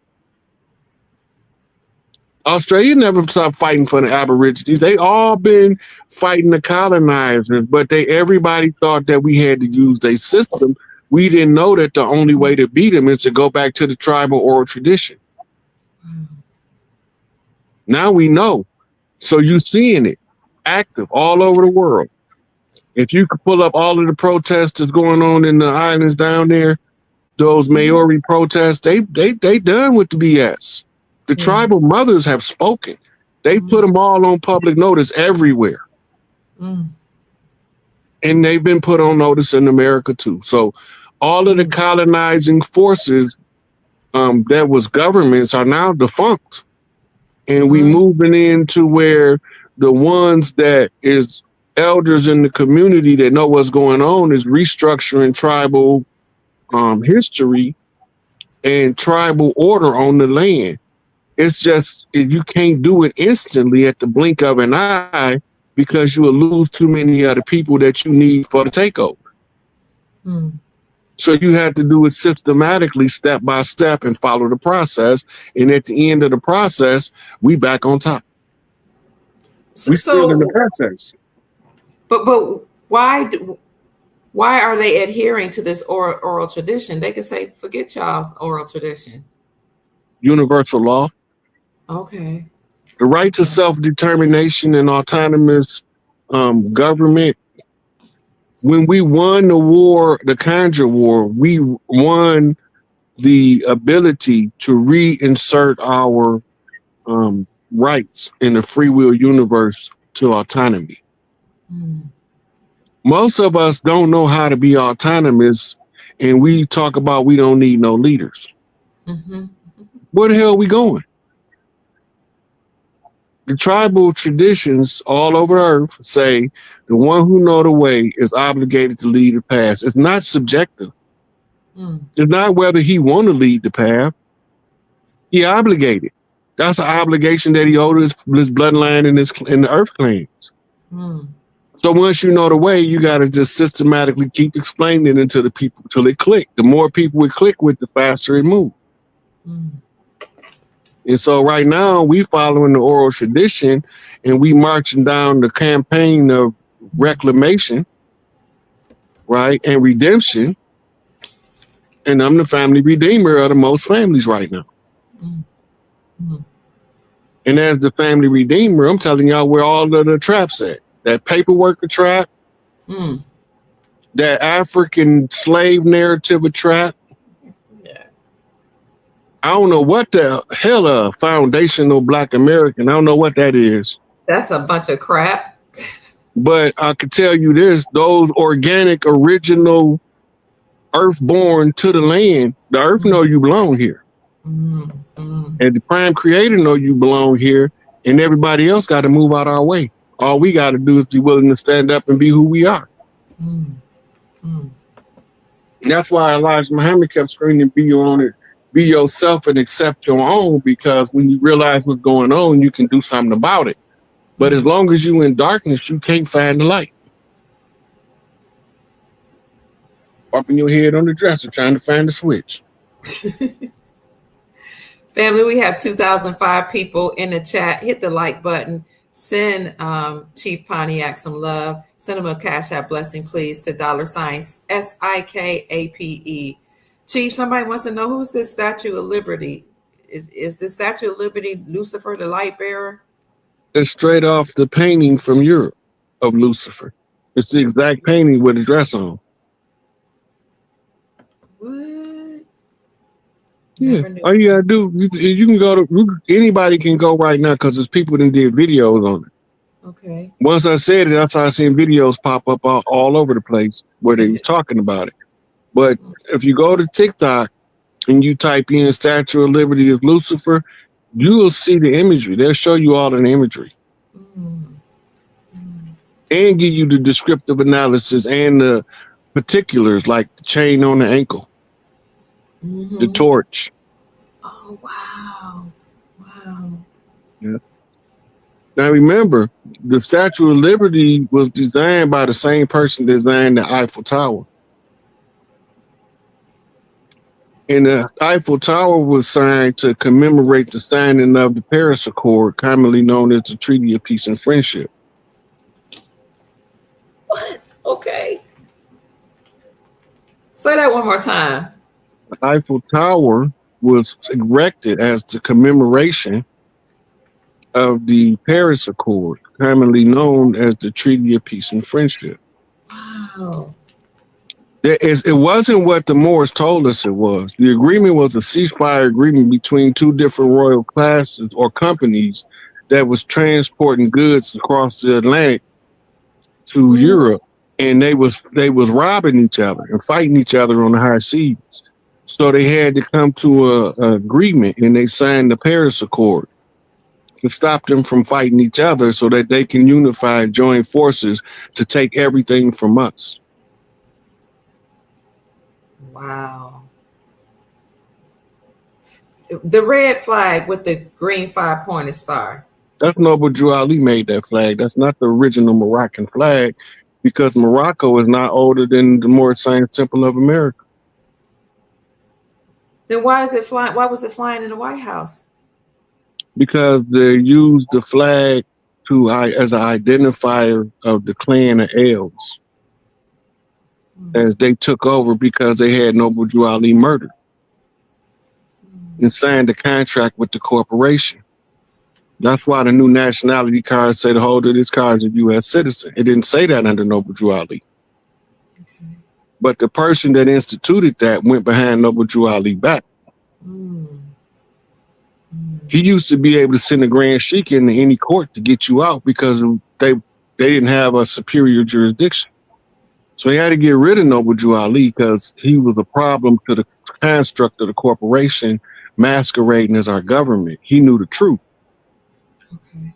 And so he left us enough codes that if we follow the codes he left, he tell us the same thing as Garvey and Elijah. He just tell it to us in a different way. Okay. Right. So when we looking at his material, how are we looking at it? We looking at it from a dogmatic perspective. Oh, that sounds real slick. I'm gonna say that because the old girl gonna think that's some cute stuff to say, and she gonna be all in. Ain't got nothing to do with finding out what he talking about. Why did he put religious controversy in there? And you see all these fools running around swearing they got the best religion, and all of them dogmatic control measures. With nobody on this land calling themselves Christian, Hebrew, Jew, Israeli, or none of that before 1492. And all of a sudden, we are the people in that book. So they didn't got us a fictitious book for our identity crisis to attach to somebody that we like in that book. I'm the spook by the door, Sam Greenlee. Since we want to identify with characters in fictional writings, I'm King Kong. Since we want to be fictional characters, I'm gonna be one worth being. Right. Be nobody. But it's still the blueprint to the map of the military conquest. Because they told you about the Roman empires and when it would be broken at the feet of iron and clay by a single stone hewn without the aid of the hands of man from the side of the mountain. I mean, a woman did it. Right? A woman selected him from the congregation of the people, because the mountain is symbolic of the nations of the people. So one of them going to come out of the collective nations of the people and strike the feet of iron and clay and bring down the whole Roman Empire at the end. But remember, when they give you the empires, it start with Babylon at the head. You end with America at the feet. Wow. Thank you, Chief. I also want to thank Calistro for sending a super sticker. Thank you so much for the offering. God bless you and have a smile on you. Chief, I know it's getting late, and I have one final question if nobody else in the chat has a question. And that is, what is up with the Israeli conflict? What's going over there? I've heard them say Israel last. Go ahead. That's a distraction. Okay. Those people that's talking about the Israel, your Ariel Sharons and your Benjamin Netanyahus, them Khazarians they supposed to be They using that war to keep the forces from realizing what's going on in the Ukraine that's belligerent to all of the world. Okay. Right? That war is true casualties. They don't got no problem with killing. We see that. Right? They started the opposition force. You can't never let that get out your mind that they claiming to be fighting some people that they finance, wrote they constitutions, wrote they operational manuals. All that's written by the Mossad. And the hand selected the leadership to put it all together. The Mossad did that, just like the CIA did to ISIS, or ISIL, as Obama called it. And he publicly came out and said, we currently training ISIL troops in the Middle East. And ain't nobody paid him no attention because they never equated ISIL with being the CIA name for ISIS.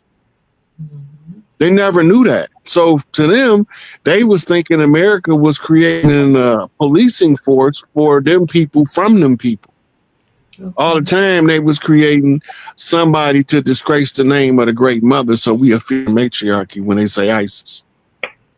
Thank you. Thank you. I feel that. Yes. Yes. Only reason you need to fear the great mother is if your ass was bad while she was gone. See, somebody wants to know, what was Tartaria? Do you know? West of the Roman Empire. Oh. That's what it means. Okay. Right. But Tartarian civilization is a common generic term for Atlantean civilization that was global. They want to break it up, just like they tried to tell us that there was Olmecs, Incas, Mayans, and old Mississippians, like they wasn't the same people. They were the same people. They were just in different parts of the land. So they tried to separate them as if they different people. They the same people. They still there. You still got Afro-Mexicans in Mexico. Yeah. Been there the whole time. They tell you they never been imported from nowhere. They ain't got no problem telling you they was already here. But why we don't know they was already here? A lot of us don't know that on the West Coast we used to marry tribes from Asia. That's why a lot of Mexicans look Asian. But we did. It's in the logs of the emperors of China of coming over here by ship across the Pacific. It is written in African countries on the Western coast of coming over here, bringing wives from royal families of that land to marry into the royal families. All that's recorded information. It's just that it's so scattered that you have to know yourself to know your own history for you to put it all together. Because it's in your DNA code as well. Which gives you the key to the Akashic records where you can see what everybody else's code is too. Will you ever write a book, Chief? Because you're a wealth of knowledge. Several people have asked that. I'm gonna be doing some serious heavyweight writing when Malachi get home because I gotta do some work with him. And I don't know what Larry and Angel Bay want me to do to help them out, but I do know that me and Dr. Malachi got a whole bunch of writing to do, at least about 100 books. Wow. So okay, that's gonna be amazing. Michael Williams, thank you so much for the Cash App. I'm sorry for the super chat. He wants to know, why did they make the more melanated people slaves that were native to the land? Because we looked like the invaders. They put us both in the same condition. We was POWs. They came with slaves, and then in order for us to do the Kandra War, they slaves got to be mastered. It was a trick. They scrambled us together, the sardine effect. We think sardines is one kind of fish. It's a whole bunch of different kind of fish. Only way you know that they think they're the same is because they don't got no head and they all stuffed in the can together.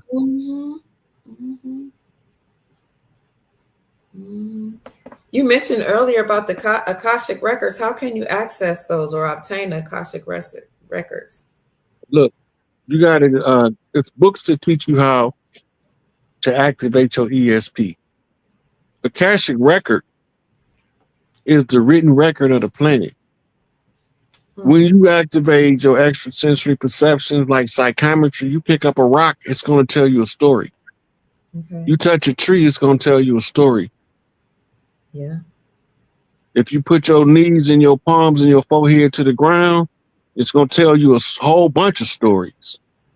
But if your psychic channels are clogged up with modern dogma and bullshit, you can't access them. You got too much debris in the way. It's like trying to walk down a pathway that's covered with trash. And the trash is all the lies they told us along the way.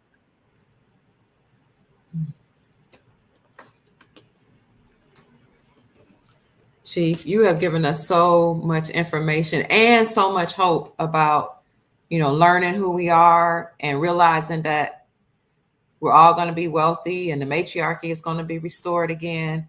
I think we're going to be okay. What do you say? I know we are. Especially now that we ain't falling for the fear mongering. Okay. Because it minimizes the chaos effect. Right. I don't care. You can run 10 cars down Bourbon Street. I bet you New Orleans still partying tonight. Right. I just know my people. But they're going to be more alert. Somebody else tried, he might not come out so good. Because they know what to look for now. Go down there, keep messing around in the you're going to find out why them projects in New Orleans is not to be effed with. F around and find out. F around and find out. Keep messing with them Indians in New Orleans don't play. They tried to take Mardi Gras for them one time. Didn't go well. Haven't touched Mardi Gras since. This the intricate part of the culture that you can't usurp. You can't stop it.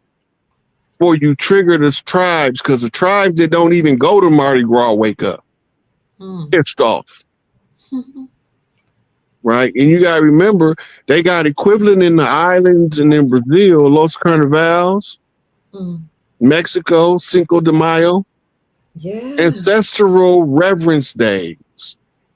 Wow. This for ancestral reverence, to show your ancestors that you know who you are and that you have love for the family land.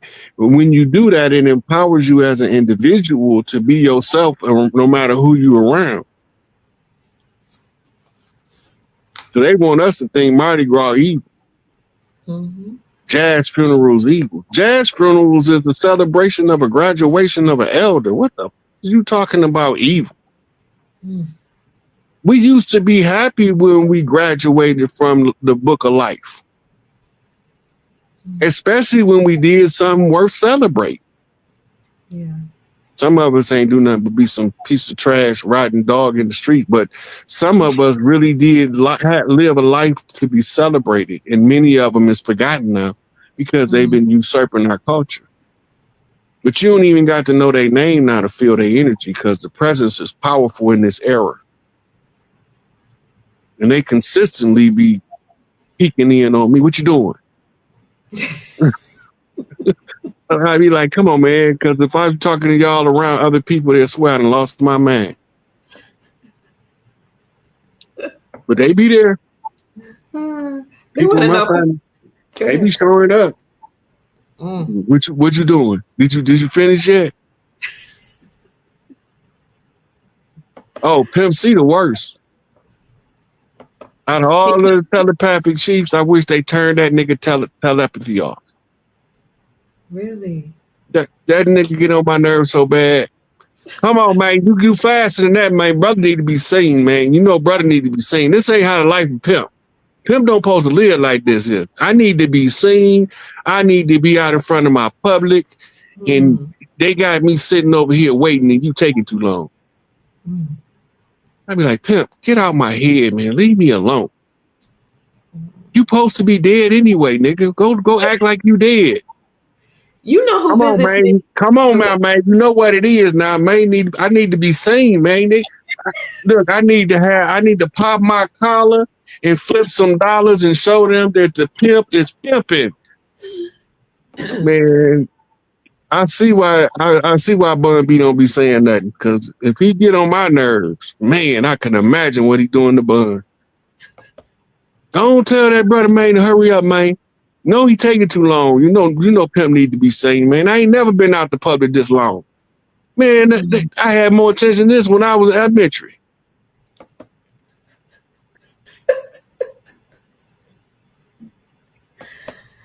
I could tolerate DMX because when he come through, all he do is say, he just straight to the point. Get him. He know what I'm doing, so he's just like, get him. ODB, he be on some other stuff. Crazy Horse. Man, I swear sometimes he sound like Sirius Jones in my ear.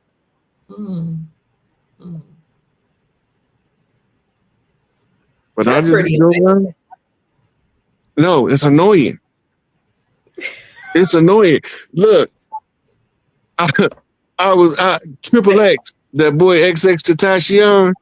Yes. I never listened to his music. And then one day he just came in dry and just took over my psyche. And he kept calling me bro. And it was getting annoying. But I didn't know that was a way for his clan to know that he really communicates. Because it started getting on my nerves. So I'm like, quit calling me fucking bro. Why ain't your bro? and I get a message when I get done with the live. I'm like, this nigga get on my nerves with this bro stuff. Man, I ain't your bro. And so the youngster say, he messaged me and everybody. He said, hey, I'm from Triple X Clan. The reason you got annoyed for him calling you bro, because he do that to everybody. And I was just like, man, some people don't need no psychic telephone. I was going to ask you, do you think some of them are literally passed away, or do you think they're using because Triple X told me, man, they think I'm dead, but I ain't dead. I'm like, I'm walking around. I'm like, I'm not dead like you not dead. Dang. Like he was going into details of how he not dead. Wow. And he was like, I don't mean like, because, people be like figuratively speaking since your spirit alive. He was like, no, bro, I'm walking around like you walk around. He said, I just can't be seen right now. Okay. Dolph don't never say nothing. He just pop his face in my veil and he be looking at me, and then he'll say, and then it'd be like telepathic, and it'd be like, remember, blood in my eye. That's all he'll say, and he'll go. Blood in my eye. Yeah, it's a reference, the George Jackson reference, the Gorilla Family. When they killed George Jackson in prison and they asked his mama for a comment, all she could say was blood in my eye, which came the title of his book. His posthumous book was named Blood in My Eye because of her statement. And if you go back and you search the iconography from Young Dolph, you're going to see a pyramid with a red eye on top of it. I mean, blood in my eye from the top, from like whoever it is up there at the top looking down. Yeah. Yeah. So the hit on Young Dolph was done by the record label. And it was done for two different reasons. One, the only way they can get control of his music is if he died. It was in his contract. My Lord. And they had a massive insurance policy on him. But he wasn't aware of the insurance policy. Okay. And it was a group, whoever the owner is, they from the Middle East. And they got a group. And they got a list of artists' name in a book. And when the money starts to diminish for the record label, they tell them which artists to get next. I think he was behind the Mo 3. It's a couple of them that Empire Records had a hand in their murder. He did a countdown in the photo slide. If you go to owner Empire Records with rappers, you'll see him. He'll be doing the countdown with the different artists. He's counting how many he's killing. Oh. Mm. And so he put the hit on them, but if we can confirm the hit, we can extract them. Okay. And so when they put the hit on them, you know, psychological operations is in full effect now. Because Farrakhan said, you won't kill another one of us. It's more than one way to skin a cat. Absolutely. But some of them chiefs get on my nerves. You got people here cracking up. Hey, look. Hey, well, I'm just they get on my nerves. Like, that's some annoying stuff. I like Left Eye. I never get any communications from Aaliyah. But Left Eye always be looking at her. And I could see Aaliyah doing stuff like gardening.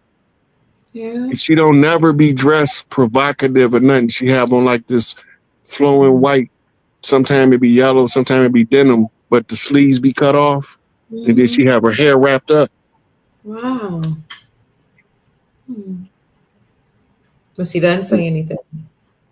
She don't talk. She just want it all over with, from what I can ascertain. But Left Eye a little more psychically vocal than Aaliyah. Somebody asked me who visits me. The only person that I can recall that visit me is Whitney Houston. And she visits me often. I ain't had a visit from Whitney, and I was researching her case to try to find out if she was extracted or not. Because I couldn't never pick her energy up in the death pool. She wasn't there, but I couldn't pick up any psychic messages from the living either. Yeah. So I was like, I don't know what to think about this. And then we had, like, a lot of people don't know, a couple days before she got murdered, because she didn't kill herself and she didn't accidentally die, she got murdered. There was a guy tried to drown Bobby Christina in the same bathtub. Heard about that. Yeah. And nobody never mentioned it now. But remember, she had that boy come from Atlanta to fly in to come get her that day. So he came in on an emergency flight to take her out, and Whitney refused to leave because she tried to get Whitney to go with her. But Clive Davis had Whitney bound by contract. And he was holding some of her money ransom for her to perform at whatever that event that was happening when she was laying up there in that bathtub. But I haven't been able to pick no psychic energy up on her whatsoever. The only thing she tells me all the time, she's like, go see about my baby. Go see about my baby. Oh, my Bobby Christina? I often wonder if she was talking about Bobby, but I have met a woman that says she's Whitney's oldest daughter that was sold into child sex trafficking. And we've been friends almost 10 years. And anytime I call her, anytime I hear Whitney's voice, I'll call her. She is always like something's going on, you know, in her life. So, and I feel Whitney's energy real strong. And sometimes, like if I'm going through something, Whitney will, I know it sounds weird, she will literally give me the solution. And I'm like, why am I tapped into you like that? Bloodlines. Family frequencies. Wow. But you can, once you get to a certain tribal, like a priestess, you being the natural born priestess, then they can tap into you to give you information, whether they on this side or the other side. The mitochondria carries the women's network, the psychic network. Okay. And that's why we learn all of the oracle reads, to fine tune our psychic talent so that we can understand. We can hear our mamas, like, even when they, like, I hear my mama all the time. If I'm doing something or about to do something that I know I ain't supposed to do. Yeah. Look, I was going to have somebody do something for me, and I knew I shouldn't have had them do it. Okay. My mama talked about me so bad. This has been about 2 months ago. She talked about me so bad, I sat my ass down and told that boy, I don't need you to do nothing. Wow. Yeah, you gonna send that boy out there to do something that you ain't gonna even do it yourself. Wow. And she knew I would have did it though. But it was the fact of the matter that she was scolding me from the other side that made me like, I'm not gonna pursue that course of action. Mm-hmm. Mm-hmm. That's powerful. You Yeah. know, I really believe in the matriarchy, when I say that, I don't mean it in such a way that I believe in usurping any type of authority from men. I just, but I support the matriarchy, and what I've come to realize, it could be in my particular family, and even in the culture, in the church culture where I grew up, we are the women are sometimes it seems like are literally despised, and It's I don't not know the what. women that's despised. It's y'all. Y'all naturally wealthy, Oh, and these niggas is poor, and they don't know how to unlock the wealth that's part of who you are. okay, okay. So they frustrated and angry. Mm, that's deep. How do we teach? So I wouldn't mind teaching them how to unlock the wealth, but what do you say to them? They gotta understand what relationships is not an ownership right.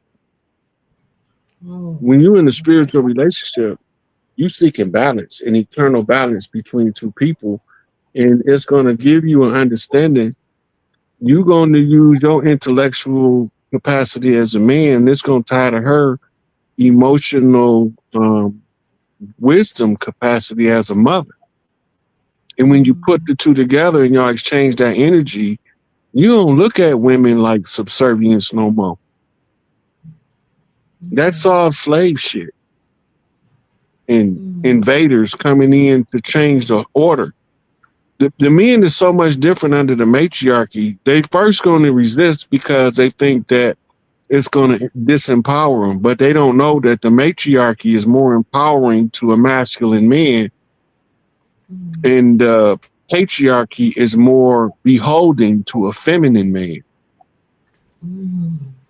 Because that patriarchy got to always worry about who's the next patriarch to knock me off my throne.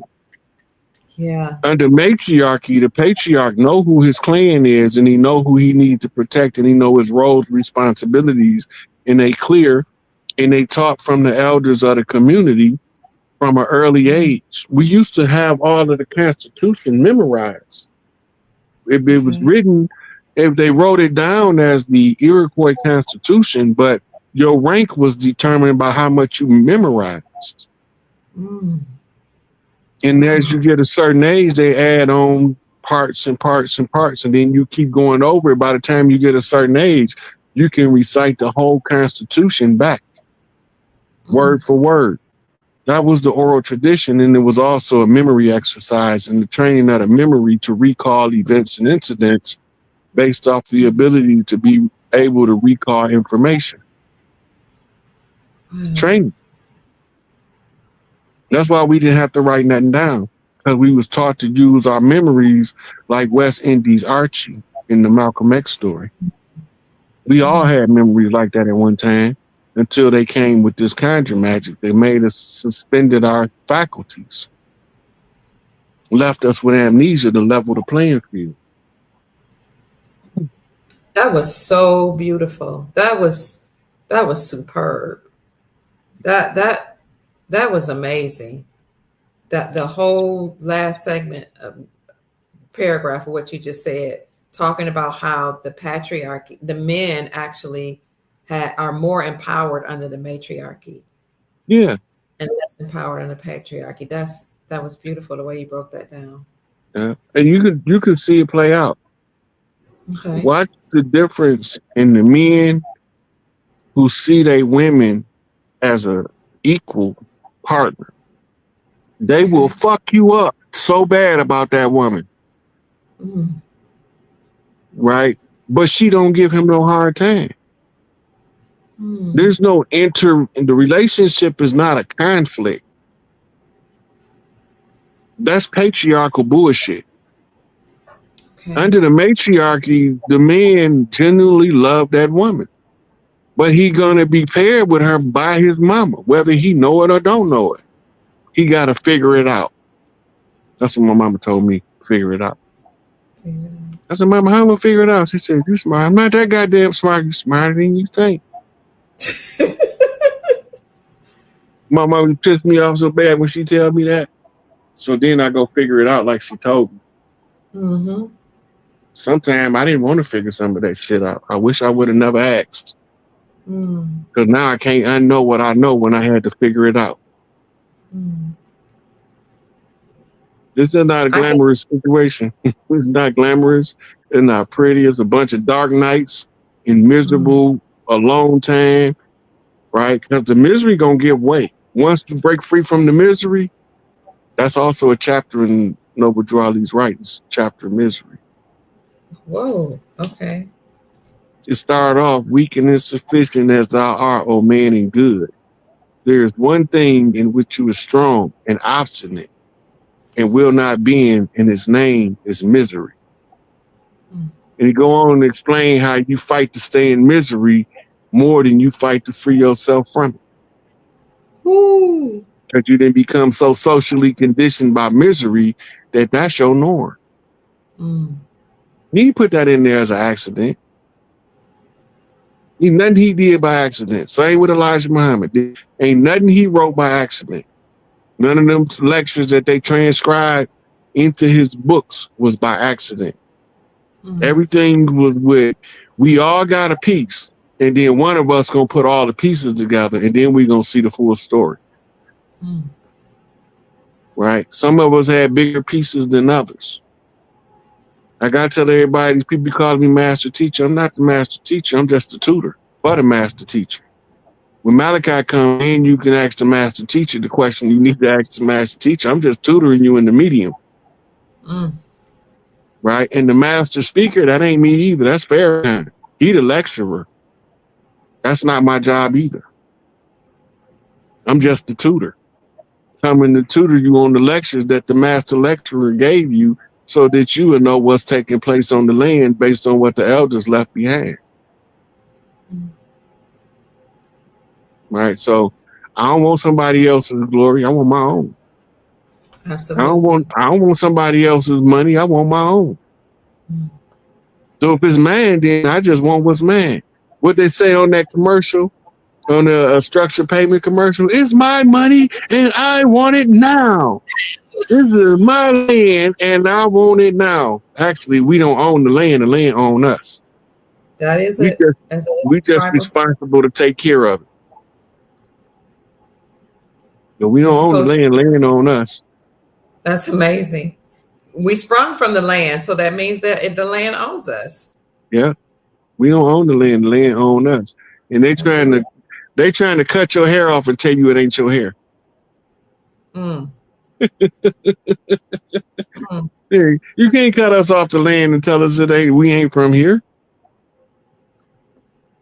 My genetics is Mississippi clay dirt walking. If I turn into dust tomorrow, it's going to be Mississippi clay dirt. That's just because that's where the root. Mm. You know?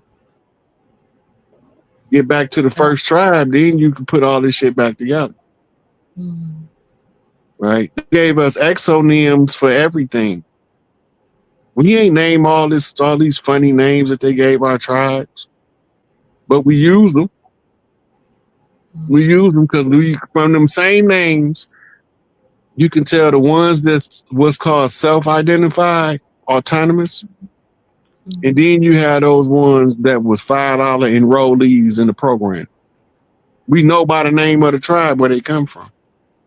Mm. And if some of the tribes was hosting them as adoptees, training them how to live on the land in harmony with the rest of the people, then they gonna not look like that tribe, but they gonna swear that that's their lineage. They was adopted into the tribe, ancestrally speaking, right? When we brought a lot of people in on Ellis Island because we couldn't get past the brown paper bag test. We was too dark. Only those Europeans that came over here was light enough to pass the brown paper bag test, or the ones that looked like Mongolians that was over here from us marrying Asians could pass it. That's why when they brought their Mongolian, Vedic, and Hun slaves over here, they was able to fit in so well. Mm. But you know the ones that was with us versus the ones that wasn't, because we fought side by side with our allies and face to face against our enemies. Wow. You look at the Seminole Wars, they say it's Seminole because they say we was all mixed up. Came from the same root as Semitic. Semi, half breed, right? We was amalgamation of tribes that all came to fight the Gullah War. Remember, King George set up Georgia as a military buffer zone to stop the tribes from traversing and slaughtering the Spanish in Florida. Then the Spanish set the cypress trees on fire. The ones that didn't burn down, they chopped them down and shipped them to Europe for furniture. That's how they was able to get us out of that stronghold in Florida. You can ride 75 going to the Keys and still see the charred remains of trees that was burned down because we had villages in the treetops. And that's why you have tribes now like Treetop Piru. They literally come from the treetops. They had villages. Used to be able to walk from Florida Keys in the top of the trees and don't come down till you damn near to Texas. All that stuff was interrupted by the foreigners. So you had your Skywalker clans, which was your blue clan from the treetops. And then you had your red clans from the treetops as two of the biggest clans. Now they all on the ground. Wow. Literally lived in the trees. Yeah. That's amazing. They still got villages around the world. If you want to know what it looked like, just go to Google under images and type in treetop villages. Okay. They still got them. They even making resorts, treetop resorts where you can go visit and sleep in the tops of trees. And that's for the ones that got that genetic drive to sleep in the treehouse and don't know why. Yeah. Then they see that as a resort and that ancestral memory kick in. I got to go there. That look too much like where I'm from. Yes. So they make good money using your DNA, your genetic memory to capitalize off your ignorance and knowledge of self. If you knew who you was, you know they was baiting you to live your culture on their terms. Everything we did, they either monetized it or villainized it. Yeah. Yeah. Chief, I saw this documentary about you that really helped me to understand who you were and where you came from. It's a beautiful documentary. It's called, it was on this channel here. I don't know what his channel is, but the topic of it, I mean, the name of this video was Rod Hayes. This is How I Became Chief Pontiac, the documentary. Very beautiful documentary. What'd you say? Yeah, I gotta check that out. Yeah, I'll send it to, it's the Galactic Talk channel. It's very beautiful. So I want to put that link in the chat so that our family could see it. And our friends, I will put it in the description section of this video because it's very powerful. Somebody by the name of KL Lathers sent a super chat of $10. Thank you so very much. We appreciate you. Family, I do see so many of you in the chat. Thank you so much for joining us. There are 2,029 people in the chat showing you love today. We thank you and appreciate you. You're trying to make me blush. It's working. A lot. Good. So Chief Faya Wata asks, what's happening with the realtors in relationship to us getting our land back? Your real estate license is going to probably be revoked because the real estate not going to be handled the same under the matriarchal system as it's handled now. And so people will have options, though. Nobody's getting anything taken from them under the matriarchy. So under the matriarchy, we trying to add on to what you got and make your life flourish. Under the patriarchy, they're trying to take as much from you as they can without you knowing they're stealing it from you in the form of inflation, taxation, and that was hilarious. Drea got a whole nother husband over there talking about they thinking I'm Drea's husband. And that was hilarious. That's my girl though. I love me some Drea. She'll be having no mercy on them crisscrossed up celebrities. Wow. I'm just now learning about her. I have to check her out. Yeah, that's my girl. So we go back. When I first seen her, she was dropping some heat, and I was like, "Keep going, girl. Drop that shit."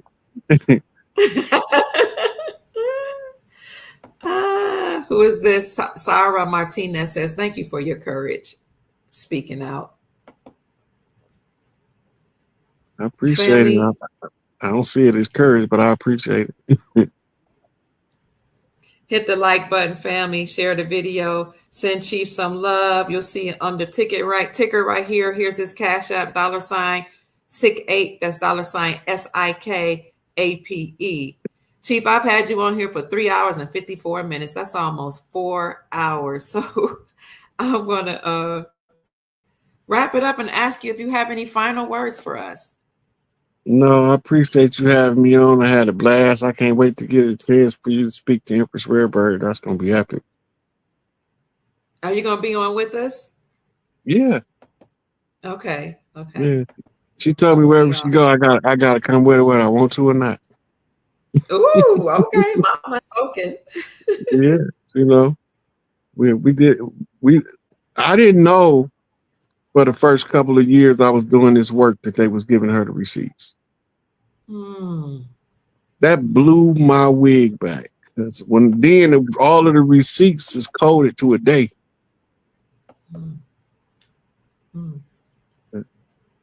When you say they were giving a receipt, you mean the people in government? The ones who was holding the purse strings. My Lord. They called her up and said, here's these documents. I mean, how did that transpire? That's going to be a conversation that she's going to be able to explain for you. But they did. She did have to go. She did have to go to Egypt and Europe to pick up documents. To where? Egypt and to Europe. The literal Egypt or Egypt in America? The country Egypt over there, what they call it the Middle East now, but it's really Northwest Africa. Yes. Yeah, that Egypt. And then because the pharaonic rulership, it had to be transferred back to the Americas, and the only people can do it is a tribal mother. So that's why she had to go through Egypt to get the papers. It's a whole bunch of rituals done on the tail end of that she probably never even seen from the temple priests. They knew who she was, who she is. And then all of the other tribal mothers, they've been contacted. I think I seen one of the ones on here that you was talking to that said she was an heir. She's 9 out of 10 know what she's talking about. When I was listening to her, I was like, she wanted the 12 daughters of Isis, which is the 12 mothers of the earth. Well, 13 all together come Big Mama. You mean Princess Elizabeth? I think that was her name. Yeah. Wow. She not making it up. And they contacted her. She ain't the only one. Right? I've been contacted by the Big Mamas in several of the islands. Wow. So I already know that the mothers on Earth, China it was the first one. Everybody still think it's the communist state of China. It's not. It's now under the matriarchy as the People's Republic of China. Wow. But it's been like that since like 2017. When it happened, I had posted the announcement video on my Facebook. And I was trying to explain back there what it was meaning, and didn't nobody know what I was talking about. Didn't nobody know nothing about who Big Mama was and that the matriarchy was finna reclaim the land. They thought I was a babbling effing idiot. But I don't care. Mama said they're going to say a whole lot of stuff about you. She said, you read that book, did they talk about Jesus? I said, yeah. She said, well, what make you think you better than Jesus? They're going to talk about you too. I said, okay, they can talk about me. I won't take it personal. Mm. It ain't gonna stop me from dropping this heat though. Spitting this fire like a dragon. What are you and the other guy? What's his name? The other guy's channel you be on? It was like we're twisting caps, breaking Oh, necks, young twisting. elder. Young, what's his Yeah, name? that's young elder. Young. Yeah. Yeah. So that was orchestrated from Malachi for me to do a city boy, country boy dynamic. Okay. Because they think that the country boy, because they got the country draw, don't know what the fuck they talking about when they actually do. And they just tricking you into thinking they dumb so they can outwit your dumb ass for trying to play them like a fool. Wow. But we had to go because I'm a country boy raised in the city. I ain't a city slicker. Okay. But I just was raised in the city to talk like a city slicker, but I'm really a country boy. And I would much rather be on the farm somewhere milking a goddamn cow than on social media running my mouth. Yeah. But mama said you got to do this part because this part going to bring the rest of the part into view. I social media always have, and I can't wait to get off social media. Yeah. But I'm gonna whoop this dead horse until this motherfucker cross that finish line. And we thank you for it. Because some of us feel like I'm beating a dead ass horse. But I'm so sincere. How can people get in touch with you? Turtle Island Lady says, Chief, how can I reach you? Instagram Messenger, Facebook Messenger. I try to answer all my messages. Sometimes they get caught in the spam, and it might take me a minute to get to it. Okay. But I try to respond unless it's too much to type, and then if I say too much to type, that means we got to have a conversation now. Yeah, that's my Instagram. And I'll get to the Facebook. And then family, he's yawning. We're gonna let him get some rest. We don't want to wear out the elder. Hold on, here's the Facebook page. Right here. Oh no, that's my Facebook page. Hold on, Chief. I gotta get to your page. Rod Hayes. I don't even know how we met. I don't know. It must have been on social media. Yeah, I had commented on one of your videos, and then you answered my comment. Next thing you know, we was on the show together. That's awesome. I was on a show with you and Young Elder, I think. I had been watching you for a while, so I was trying to explain to people that you've been talking about the XRP and the Sarah Jacera and the SESQE Trust, and that you're the only one that, go through the whole topic. Like you follow it. I don't follow it like you do. So when people ask me about it, I say, go check out Dr. Kia. She talk about that stuff. That's her lane. She owns that lane right there. Thank you. They tell me that I came here by Chief Pontiac sent me. I'm like, what? Okay. Thank you, Chief. Yeah. They love you, Chief. People sending you love. Oh, somebody said love you. I accept all the love. Even if you don't got no money, I accept the love. That's with gratitude too. If you want to support Chief's work, family, you can send him a cash app to $SIKAPE. So no, he's not on X. Somebody wants to know if you're on X. No. Okay. All right, Chief. It's just me. I move like a team, but it's just me. Hold on 1 minute. I'm having some problems on one of my accounts. Let me get it out of here. Put it back in. Just 1 minute. All right, Chief. You sure you don't have any final words? No, I think we went over enough. We already gave people sensory overload, blew through brain cells. Okay, I agree. So thank you, family. We appreciate all of you for coming in and spending time with us. You spent your night with us. 2,000 of you are in the chat, and you didn't have to do that. We really appreciate you. We love you. Happy New Year to you, family. Somebody's there saying they respect you. They love you, Chief. That's it. I'm getting tired too, but I appreciate this, Chief Pontiac. You're amazing, that you already know that. I love you so much from the bottom of my heart. And I look forward to staying in contact with you and working with you to, get things in order. Oh yeah. Get things. The goal right now is to get as many matriarchs to meet behind the scenes as possible. Okay. And you definitely won. Well, thank you so much. Family, having said that, we want to bid you good night. And I have to say my final words, as I always say. My name is Dr. Kia Pruitt, and I hope I've said something, and Chief has said something to raise your vibrations and inspire you to create the most amazing, magnificent life that you desire and deserve. Now go out and have a great evening and make this week a great week. Thank you, family. Good night. And support Chief, family. You know what to do. $SIKAPE. We love you. Take care. Good night.